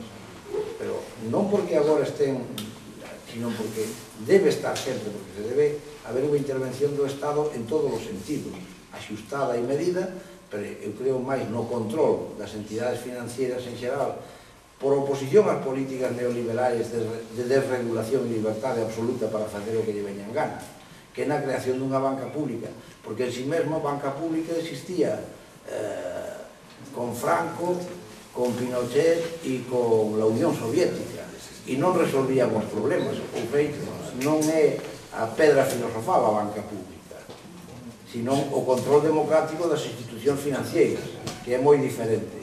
Claro, había banca pública, sí, pero non había control democrático da banca das institucións financieras. Esa é a cuestión. E despois, en relación coa solución da crise, a curto plazo, desde logo, son políticas activas de emprego que ademais teñen que ser sustitutorias do emprego ou do desemprego generado por un sector da construcción absolutamente hiperdesenvolvido, sobre o que o goberno actual, pero tamén moitos outros gobernos a nivel local, a nivel autonómico, nos últimos 15 anos, nadie dixo nada porque esa burbulla inmobiliaria que producía moito ingreso para os constructores, tamén producía moito ingreso para as administracións. E entonces, como chovían ingresos a conta da burbulla inmobiliaria tamén para as administracións, e iso permitía políticas moi agresivas do punto de toma, construir, ninguén abriu a boca, ninguén pinchou a burbulla, e o goberno actual tampouco. Pero o goberno actual do Estado, o goberno actual da autonomía, o anterior e o anterior, e moitos concellos que tiñan a súa salvación nos ingresos que se producían por esa vía. Así que aquí, neste sentido, todo o mundo ten algunha responsabilidade, mentras iba ben a cousa, todo o mundo dende a política, todo decir, para algo que din que non, todo o mundo dende a política, por acción ou por omisión, pero na sociedade tamén, porque isto de que os políticos salen da sociedade, e os políticos non son outra cousa máis que elementos xurdidos de aí, e a sociedade, ou clamou a sociedade a través dos medios masivos de comunicación contra a burbulla inmobiliaria e contra eso. A sociedade non clamou, non clamou, porque gran parte da sociedade participaba no xogo especulativo de comprar sobre el plano hoxe e vender dentro de 6 meses na especulación. Non sei, en realidad, na miña opinión, era o que eu veía, seguramente estaría equivocado, pero a miña opinión é tan válida como calquera outra, a lo menos. E despois, remato, a medio plazo, inversión en educación e en I+D+I é a única forma de que os países salgan adiante. Bueno, pues me parece muy bien porque era precisamente lo que yo iba a decir, la inversión I+D+I. Aquí hay un problema desde nuestro punto de vista claro, y es el siguiente. Nosotros tuvimos un modelo productivo que estaba basado en la construcción, y entonces nos hemos ido anclando tanto a ese modelo que cuando llegó a la explosión de ese modelo, porque llegó un momento en que no se podía hacer más, o porque no había más extranjeros que compraran pisos en la costa, todo eso, nos quedamos colgados de la brocha. Entonces, ¿qué alternativa hay a eso? A esa alternativa nosotros no podemos ir a competir por unos salarios bajos con China. Nosotros tenemos que tener unos trabajadores formados que tengan productividad, no porque trabajen muchas horas, sino porque tengan capacitación para hacerlo. Y eso, desgraciadamente, en España lo hemos perdido. Y lo hemos perdido porque la educación, a pesar de haber más colegios, a pesar de tener más títulos, la educación no está funcionando bien en España. Entonces, lo que hay que hacer para incrementar el trabajo es que mayor capacitación de los trabajadores y cambiar el modelo de trabajo productivo y escapar de la burbuja inmobiliaria. Y hay una cosa que está relacionada, que hay una fuente de trabajo increíble, son los servicios públicos. Los servicios públicos, los servicios de atención, la ley de dependencia. No generéis una cantidad de trabajadores increíbles. No hay una oferta de trabajo, no hay trabajo realmente para todos los trabajadores en toda una serie de servicios públicos. Sí, y esto, perdón un momento, que concluyo. Esto necesita financiación del Estado. Estamos hablando de reforma laboral, no, perdón, de reforma fiscal. Vamos a ver, el problema que existe aquí es que hay demasiadas leyes que no se cumplen. Se generan muchas leyes. Nosotros proponemos en el programa electoral pocas leyes y claras. A mí me hace mucha gracia que ahora que el señor Warren Buffett ese diga que paga menos que su secretaria. Oiga, aplíquese la misma legislación que su secretaria. No tenga esa cohorte de trabajadores que tratan de que pague menos. Entonces, eso es muy sencillo. Digamos, lo que hay es que todas las SICAP, toda una serie de sitios por los que... ¿Aquí quién paga? Los trabajadores. El resto de la gente paga. Las grandes fortunas pagan. Ahí es donde está realmente donde hay una fuente de captar fondos. Hay 70.000 millones de euros de fraude. Por allí teníamos... Sí, dime. Vamos a ver, una pregunta para todos. Yo como ciudadano y votante, pues sale un gobierno elegido con un programa y durante los 4 años pues del programa no se cumple. ¿Qué mecanismos tengo yo como ciudadano para pedirle cuentas o para que cambie? Claro, no me va a valer que me digan, bueno, pues al cabo de 4 años pues votas a otro, pero así estamos y casi es como está hoy, ahora, para estas elecciones parece que estamos viendo un partido de fútbol indefinido, donde el resultado pues casi... Creo que ha quedado claro. Y otra pregunta. Es que hay más... Lo dejamos para después si hay más tiempo, ¿vale? Bueno, la mía es breve. A ver. Vamos a ver. Con respecto a los organismos internacionales y eso, pues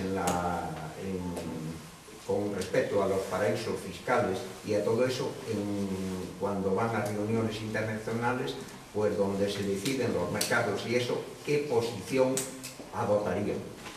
Sí. Quiero que seáis concisos, que entendáis que sois políticos, pero que ahora el tiempo corre. Bueno, clarísimamente. A primeira pregunta, o que Esquerda Unida propón é que realmente as consultas dos cidadáns, é dicir, que podan haber consultas populares para temas fundamentales. Un deles, evidentemente, é en cuanto a posible recusación de calquer tipo de político que no exercite a súa función pois realmente se demostre que é un corrupto ou que xa desde que se permitan tamén incluso unha reforma das leis como do Código Penal, isto sería unha lei aparte, claro, isto non existe, o sea, aquí agora non hai mecanismo máis que políticamente responde no momento en que volve a ser reelexido ou non, o votante pode ou non pode volver a votar un político, pero si incurre en responsabilidade penal, que xa desde o punto de hora que un político este xa imputado por algún tipo de delito, que automáticamente, porque se establece como os maltratadores unha medida cautelar onde automáticamente que se queda retirado do cargo. Eso sería importante. Pero por ahora é agilizar, desde logo volto ao meu rollo que é onde traballo, agilizar evidentemente a xusticia. Hai unha reforma profundísima na xusticia, no sistema judicial español, porque é sempre un irmán pobre de todos os estamentos do Estado. E se a xusticia non funciona, non funciona nada.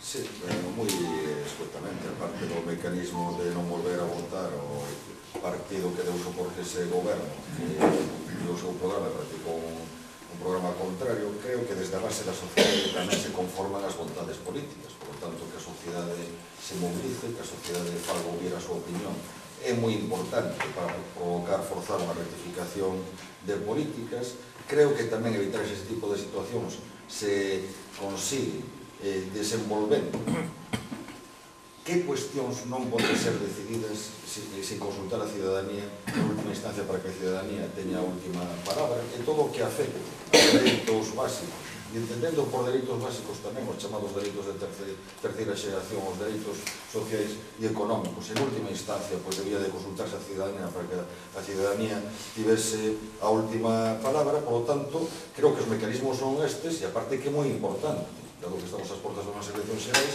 que, por exemplo, no vindeiro Congreso dos Diputados non haxa un goberno que se soporte nunha maioría absoluta, porque canta máis posibilidade teña de control a Cámara sobre a acción dese goberno, máis se poden tamén corrixir as desviacións que teña ese goberno. Dito isto, no que afecta aos paraísos sociais, moi sucintamente, e que hai que suprimir. E, por tanto, que hai que adoptar medidas efectivas para acabar cos paraísos fiscais. Aplicando sancións a aqueles microestados, que porque moitos son microestados, ou estados que actúen como paraísos fiscais, aplicando sancións severísimas a empresas que teñen radicadas filiais e sedes nos paraísos fiscais. Por exemplo, hai multitude de grandes bancos, de grandes compañías españolas que teñen sedes en Gibraltar para utilizar Gibraltar como unha plataforma, como paraíso fiscal que creo que habería que adoptar estas posicións, medidas de sanción dura cos estados que actúen como paraísos fiscais e as empresas que teñan filiais nos paraísos fiscais para acabar dunha vez cos paraísos fiscais. Como habería que gravar, tasar de maneira coercitiva todos os movimentos especulativos de capital, que tamén tería unha incidencia en ir acabando cos paraísos fiscais. Sí, eu sobre o tema de control das promesas creo que se poden esbozar, se poden enunciar medidas, pero que en realidad é un engaño. Desde logo está a de non votar na seguinte, pero obviamente moita xente non a considera suficiente. Desde logo é a máis eficaz, pero non creo que sea tanto unha cuestión de un mecanismo como de que exista capacidade de condena social e aí entran en xogo non só as forzas políticas, sino outros pilares. Eu creo que un pilar esencial dunha democracia que funcione ben son os medios de comunicación, porque son os que conforman a opinión dos cidadanos.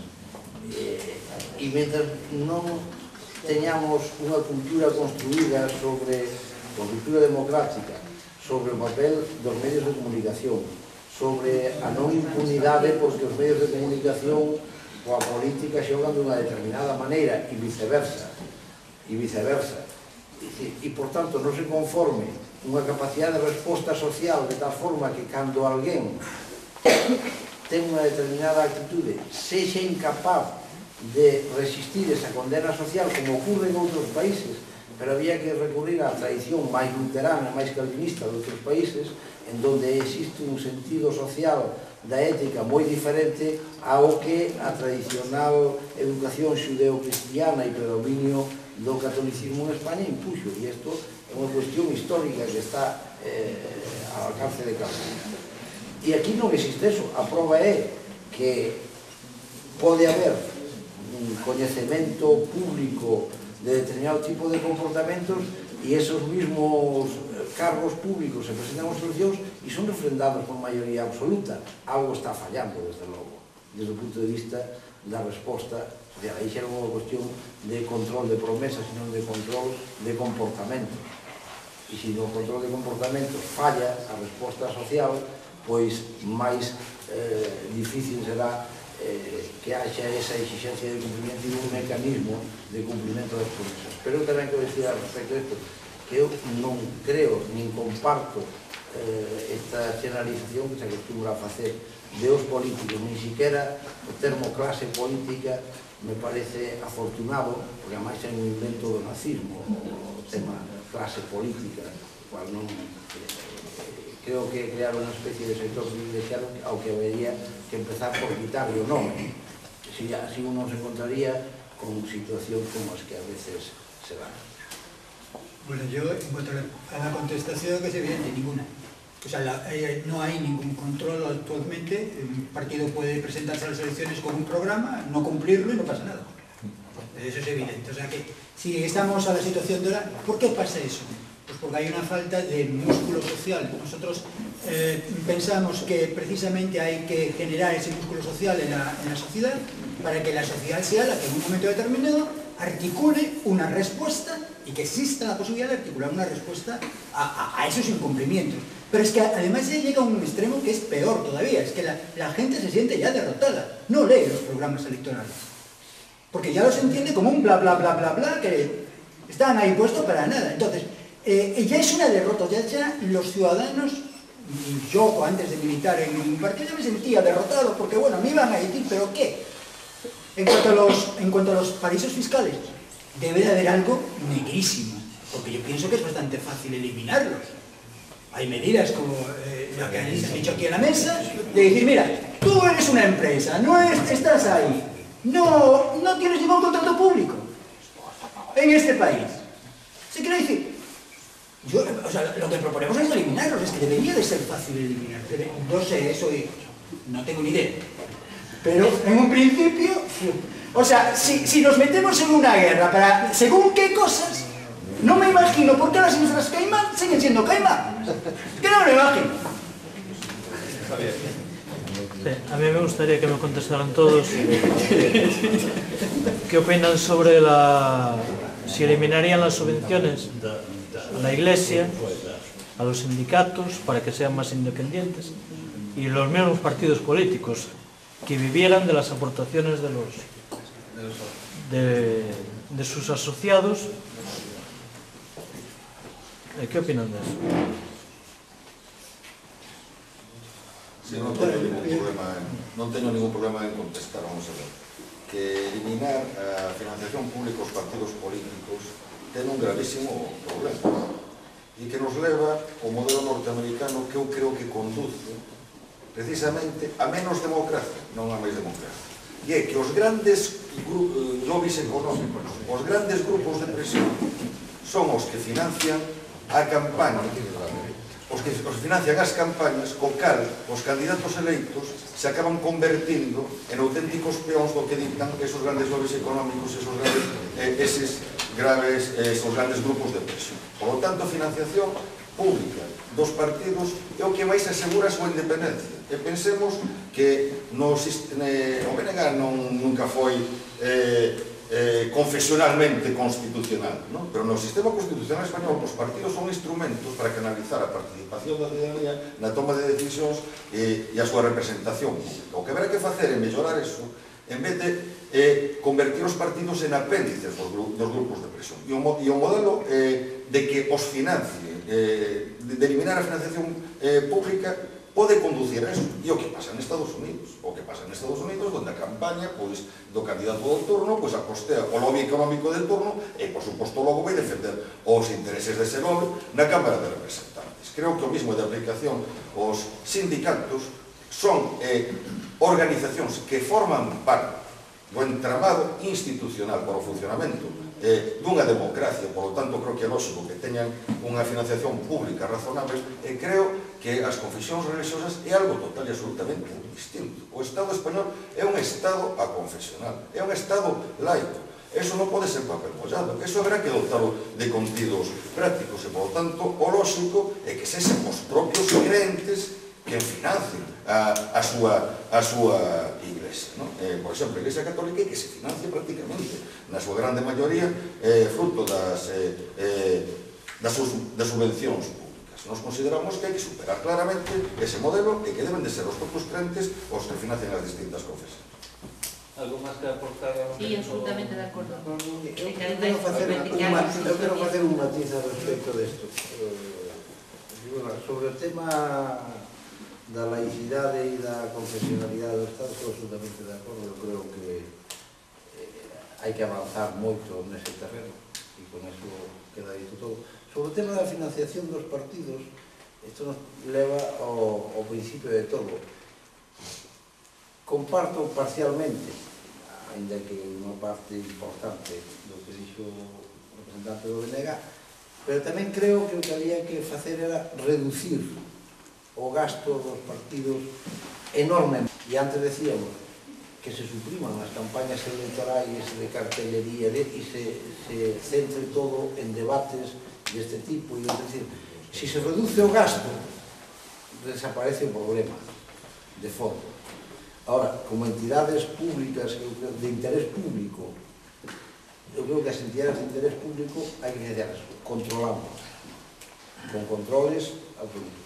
Pero me parece moito máis importante no tema da financiación del partido reducir a necesidade de gasto desmesurado que supoñen as campañas electorais, o cual se sustituirían moitos problemas en relación coa financiación dos partidos, incluído, por suposto, esa subvención pública na que eu creo que debería existir, pero moito máis reducida e moito máis controlada. Bueno, nosotros en cuanto hay unanimidad en cuanto a lo de la subvención de las religiones, estamos totalmente de acuerdo. En cuanto a la subvención de los partidos políticos y sindicatos, nosotros estamos en contra. Hay ese argumento que ha dicho el representante de BDG, pero yo también he visto cómo a los partidos políticos se les condonan las deudas, los bancos. No sea ningún hipotecado que se lo haya condonado. También me gustaría pensar que porque se les subvenciona a los partidos, políticos, resulta que esos partidos políticos son independientes de los lobbies. Me gustaría pensarlo, pero no lo creo. Y después, por otro lado, yo creo que eso aleja una vez más a los partidos políticos del ciudadano. Porque no es lo mismo tener que estar pidiendo a cada ciudadano que se afilie y que pase la cuota, que puedas prescindir de los ciudadanos y de los afiliados, porque en realidad la cuota te va a venir de otro lado. Entonces nosotros en el programa lo que proponemos es que tanto partidos como sindicatos no tengan, bueno, que evidentemente ninguna de las iglesias, tengan subvenciones. Sí. Muy breve y haciendo un poco de abogado del diablo.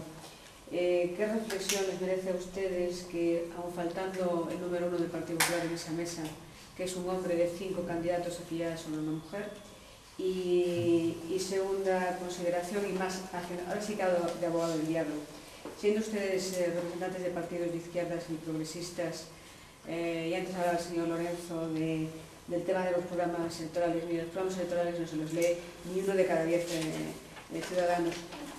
¿No creen que algo están haciendo mal para que todas las encuestas digan que en este momento de crisis con la que está cayendo y los ejemplos que está dando el Partido Popular, ustedes no sean capaces de romper con la mayor resulta del Partido Popular? Como son a única muller, me pareceu claro, está claro, que dicen eu, ninguén tocou aquí o tema da paridade, máis que eu, por eso creo que, por eso, moi ben, estupendamente. A cuestión é que Esquerda Unida, os verdes en Galicia, se vedes as listas electorais, levamos en 2 provincias a 2 mulleres de cabeza de lista. 2. Creemos que o sistema cremallera nos cumplimos escrupulosamente con ele. Creemos que, ademais, isto lo levámoslo, ademais, aos órganos de dirección tamén do partido, ou da organización. Quero dicir que nesto absolutamente de acordo contigo é que eso sería unha generación democrática aquí en esta mesa houbera polo menos 2 mulleres máis, non? Claro, teríamos máis, porque, bueno, o Partido Popular non está, pero se non está, non está. A cuestión é esa, que por eso temos que luitar, e ademais por eso fixen fincapé nesa lei de protección á familia que sacou, que é unha pena que non este aquí para explicarnos por que esta lei da familia que sacou o Partido Popular. O malo é que na base social está calando, ese é o malo, é que o problema é que esa generación democrática, por eso falamos outra vez desa generación democrática, está en eso, porque creemos que con estas políticas de medio de dereitas, volvemos de conservadoras, estamos convencendo as mulleres de que, como xa temos todo conseguido, xa somos o 50 e tantos % de universidade, como xa somos, hai moitas xuntas, moitas fiscales, que xa temos todo andado. Eso non é certo. Seguimos tendo que pensar muitísimo por os nosos dereitos, e a vista está, é dicir, é máis que temos que facer, porque as mulleres seguimos tendo un teito de cristal, e tes toda a razón que os partidos políticos nas súas organizacións debían de facer un exame de conciencia para ver por que as mulleres non están donde teñen que estar nas organizacións, que eso é que dá exemplo. Pero tampouco debían estar as mulleres por estar, é dicir, eso sí que non. É dicir, a muller non ten por que estar por estar. Pero tamén o que defendo é que cando unha muller inútil este no sitio onde están moitos homes inútiles, en ese momento xa non faría falta falar de a paridade. Creo que tes toda a razón e iso hai que facer un examen de conciencia a todos. E que os partidos políticos, que esa pouca consideración que se teñe, o pouquinho caso a pouco centro social, para eso estamos. E aquí debemos estar moitos, como a min, donde a xente vexa outro tipo de facer política. O lo mellor se tuviéramos máis mulleres na política, non determinadas mulleres, e non lle vou facer propaganda para nada, como están agora querendo chegar ao poder. Non queremos ese modelo de muller, queremos un modelo de muller que este ca igualdade e ca paridade, e que realmente este loitando porque esta sociedade sea máis xusta. Iso que queremos, mulleres válidas, que hai moitas mulleres válidas, que se animen a dar a cara. Porque é o que estou animando eu a moitas mulleres. Eu estou aquí, pero que a estas alturas da vida, para que necesidade tes ti de estar aquí? Pois teño esa necesidade para animar a que as mulleres se animen e que digan, non pasa nada. Ademais, non teñamos medo, sobre todo, non teñamos medo a participar en política e a decir que somos de esquerdas. Porque non corren bons tempos para a lírica das esquerdas, como se di, pero é que eso temos que deixar aparte. Agora, ser de esquerdas parece ser que é como se estuvésemos medio tolos, medio son unha xente utópica. Pois non, queremos cambiar este modelo de Estado porque é un momento, e ao mellor é un momento crucial, é un momento que estamos precisamente por unha crise, pero non só económica, unha crise de valores, unha crise de que a xuventude non participa políticamente. Estamos vendo aquí, nesta sala que estamos aquí, e temos eso, non temos a capacidade para atraer a xente nova, pois eso temos que reflexionar moitísimo, porque se o reflexionamos a sociedade, non ten valores, dimoslo todo como moi doado, e non, porque é unha volta atrás, e iso non o podemos consentir. O representante do Partido Socialista Obrero Español decía que nos anos 70 él quería, que estaba como moi desencantado de que a democracia non chegase a ser o que él pensaba ou soñaba que podía ser nos anos 70.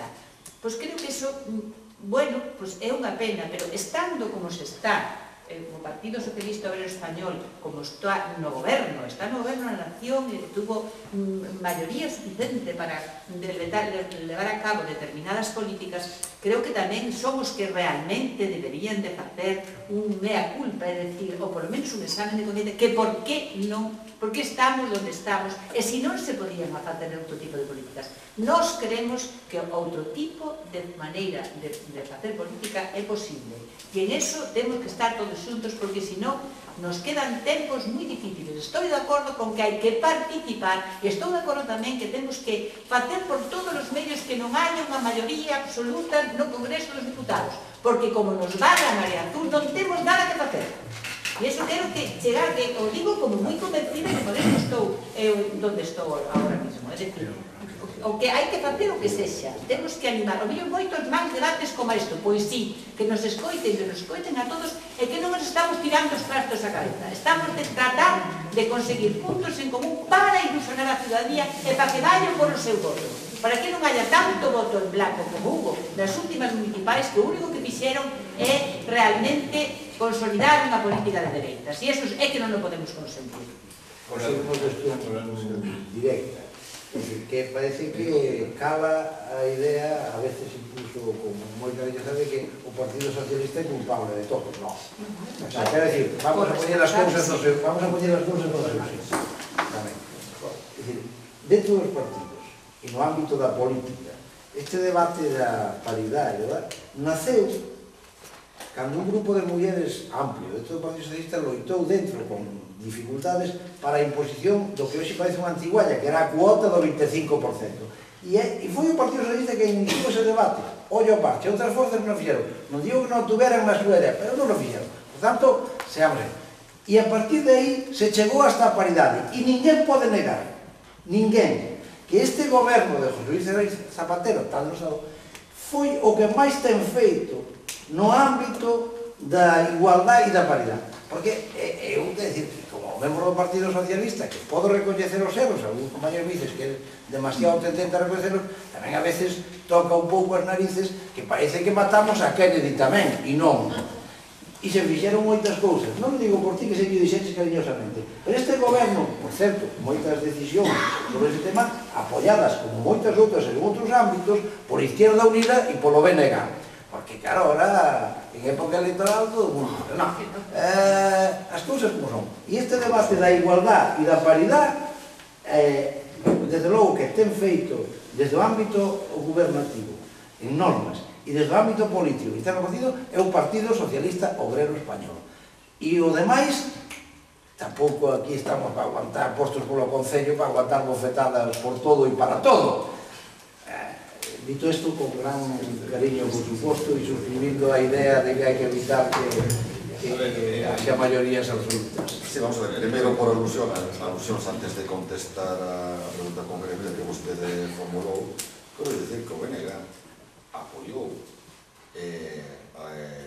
os gobernos de José Luis Rodríguez Zapatero nestas cuestións que cambiaron a base, foron moito, pero nas políticas económicas, en particular desde o xiro dado en maio de 2009, nos opuxemos sistemáticamente. Votamos en contra de todos os decretos de reestructuración e ordenación do sector bancario. Non hai nada de que No, porque estás aquí e propuxemos alternativas como as que acabo de expoñer. Votamos en contra das políticas de axuda á banca incondicionada. Votamos en contra do tesouretazo ás pensións. E propuxemos alternativas para asegurar a sostenibilidade do sistema público de pensións.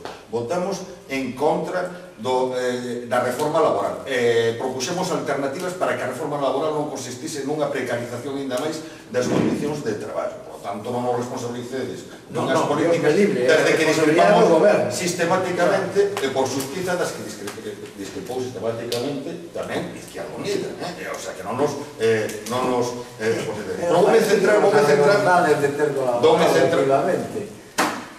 Tampouco é iso, Paco. Apoiamos, porque ademais nos presentamos unha proposición de lei no mesmo contido, por exemplo, ampliar a lei mal chamada lei do aborto, deso apoiámoslo, chegamos unha serie de acordos para mellorar investimentos en Galiza, apoiamos...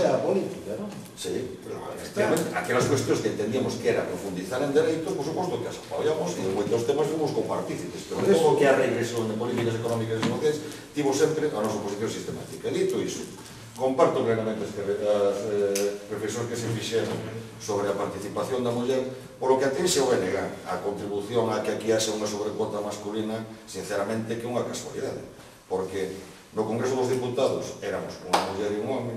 Se este debate fose en Lugo, estaría representando o BNG unha muller. Se este debate fose en Pontevedra, estaría representando o BNG unha muller. Dos 4 cabezas de lista, 2 son mulleres. Temos o sistema de listas cremalleira, temos moito antes de que se fixesen reformas legais que estableciesen unhas cuotas mínimas. Por lo tanto, simplemente decir que comparto total absolutamente a reflexión, pero hoxe é unha casualidade, porque un debate en Coruña, que o cabeza de lista de Coruña, efectivamente, e consideraríamos irrespetuoso que en vez de que estivese o cabeza de lista este convite, porque se convidou os cabezas de lista, pois viniese, por exemplo, a número 2. Irrespetuoso hacia os organizadores que convidaron os cabezas de lista. E, desde logo, temos por norma ir a todos os debates nos que se nos conviden. Logo, con respecto á maioría absoluta do PP, en primeiro lugar, eu non dou por feita a maioría absoluta do PP. Creo que faríamos mal se todos o déramos por feita. Eu creo que, desde logo, o BNG se preconiza tamén nesta campaña como un dique a maioría absoluta do Partido Popular. Creo que, en calquer caso, que se deste escenario dunha previsible victoria e abultado do Partido Popular, sexa con maioría absoluta ou non, influen moitas razóns, e sería difícil resumirlas. Sin negar que todas as forzas políticas que nos reclamamos de esquerdas, pois teñamos que reflexionar sobre moitas cousas e facer autocrítica. Eu creo que influe o feito de que estivese gobernando no Estado e sigue gobernando un partido que pertence a unha tradición de esquerdas, pero que nas políticas económicas creo que objetivamente aplicou as políticas que lle dentrou a dereita económica. Eso provocou unha desorientación, un desconcerto do que todos somos, creo que, víctimas. Creo que influe tamén que houve unha operación moi inteligente, pero claro, para aplicar operacións moi inteligentes tamén teñen extraordinarios altavoces mediáticos para fixar todo o debate sobre a crise nalgo que non ten nada a ver cas causas da crise, porque esta crise, como se apuntou neste debate, é unha crise que nace na banca, nace no sector financiero e nace froito da falta de regulación e tutela pública nese sector. E se observades os medios de comunicación, pois parece que esta crise nace no ámbito público, é froito dun gasto público excesivo. Eso non ten nada que ver cas causas da crise e sitúa o debate no que máis interesa a dereita, que é o retroceso de todo. Aquí vivimos a perversión de que unha crise foi froito da aplicación do modelo neoliberal, de deixar operar os mercados, de que os mercados todos evolucionan por sí mesmos, de que non hai que regular a actividade económica, de que os poderes públicos non interveñan na economía. Ese foi o modelo que nos levou a crise, pero se vemos a televisión todos os días, se vemos a prensa todos os días, parece que non, que esta crise orixinou o exceso de gasto público, o despilfarro público, todo o público. E sabemos o desprestigio do público a quen beneficia, a quen quere desarmar as políticas públicas, por lo tanto, a dereita. Iso ten moito que ver tamén en que haxe un caldo de cultivo moi favorable ao Partido Popular. E creo tamén que se está incentivando desde determinados poderes que os sectores críticos se desmobilicen a hora de votar. Para mí é importantísimo que a sociedade se movilice, para mí é importantísimo que a sociedade proteste. Pero se iso non vai acompañado dunha participación política, sino que optan ante ese descontento por quedarse na casa, absterse, ou por ter opcións de voto que non modifican nada o status quo, como o voto branco, como o voto nulo, os grandes beneficiados son os partidos máis responsables nesta situación. E creo que tamén se está fomentando que os sectores críticos canalicen o seu descontento cara a vías políticamente total e absolutamente mortas de cara a modificar o status quo. Por lo tanto, creo que é moi complexo, sería moi complexo e daría moito máis para falar de por que todo apunta a unha clara victoria do Partido Popular, pero creo que desde logo que os factores que estou comentando teñen unha incidencia tamén moi clara. Bueno, rápido, porque tenemos muchas preguntas. Bueno, pues sobre la paridad, pues nosotros elegimos la lista, es elegida en primaria. En cuanto al tema de... En cuanto al tema de la política, que creo que la pregunta era en el sentido de por qué está tan desprestigiada la política. Yo creo que hay un problema real de... No, ¿cuál era?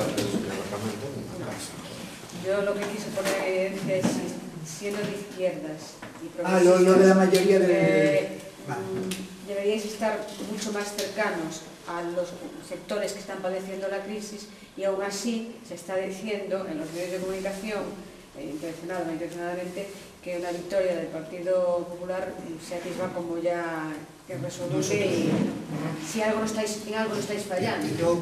Vamos a ver, nuestra propuesta es clarísimamente estamos en contra de las mayorías absolutas. Tú, después va ante el señor. La respuesta en 15 segundos, ¿vale? Es que teníamos que salir a las 10. Mira, yo te pediría una cosa, por favor. La señora conserje tiene una casa, son las 11 menos 20. No, si ya la estoy mirando, pero no me dice nada. Entonces yo pido para adelante. Claro, pero no me va a decir nada. Vale.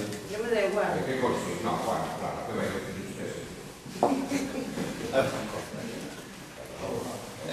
Sí, mejor cortar ya. Bueno, nos pasamos. Muchísimas gracias.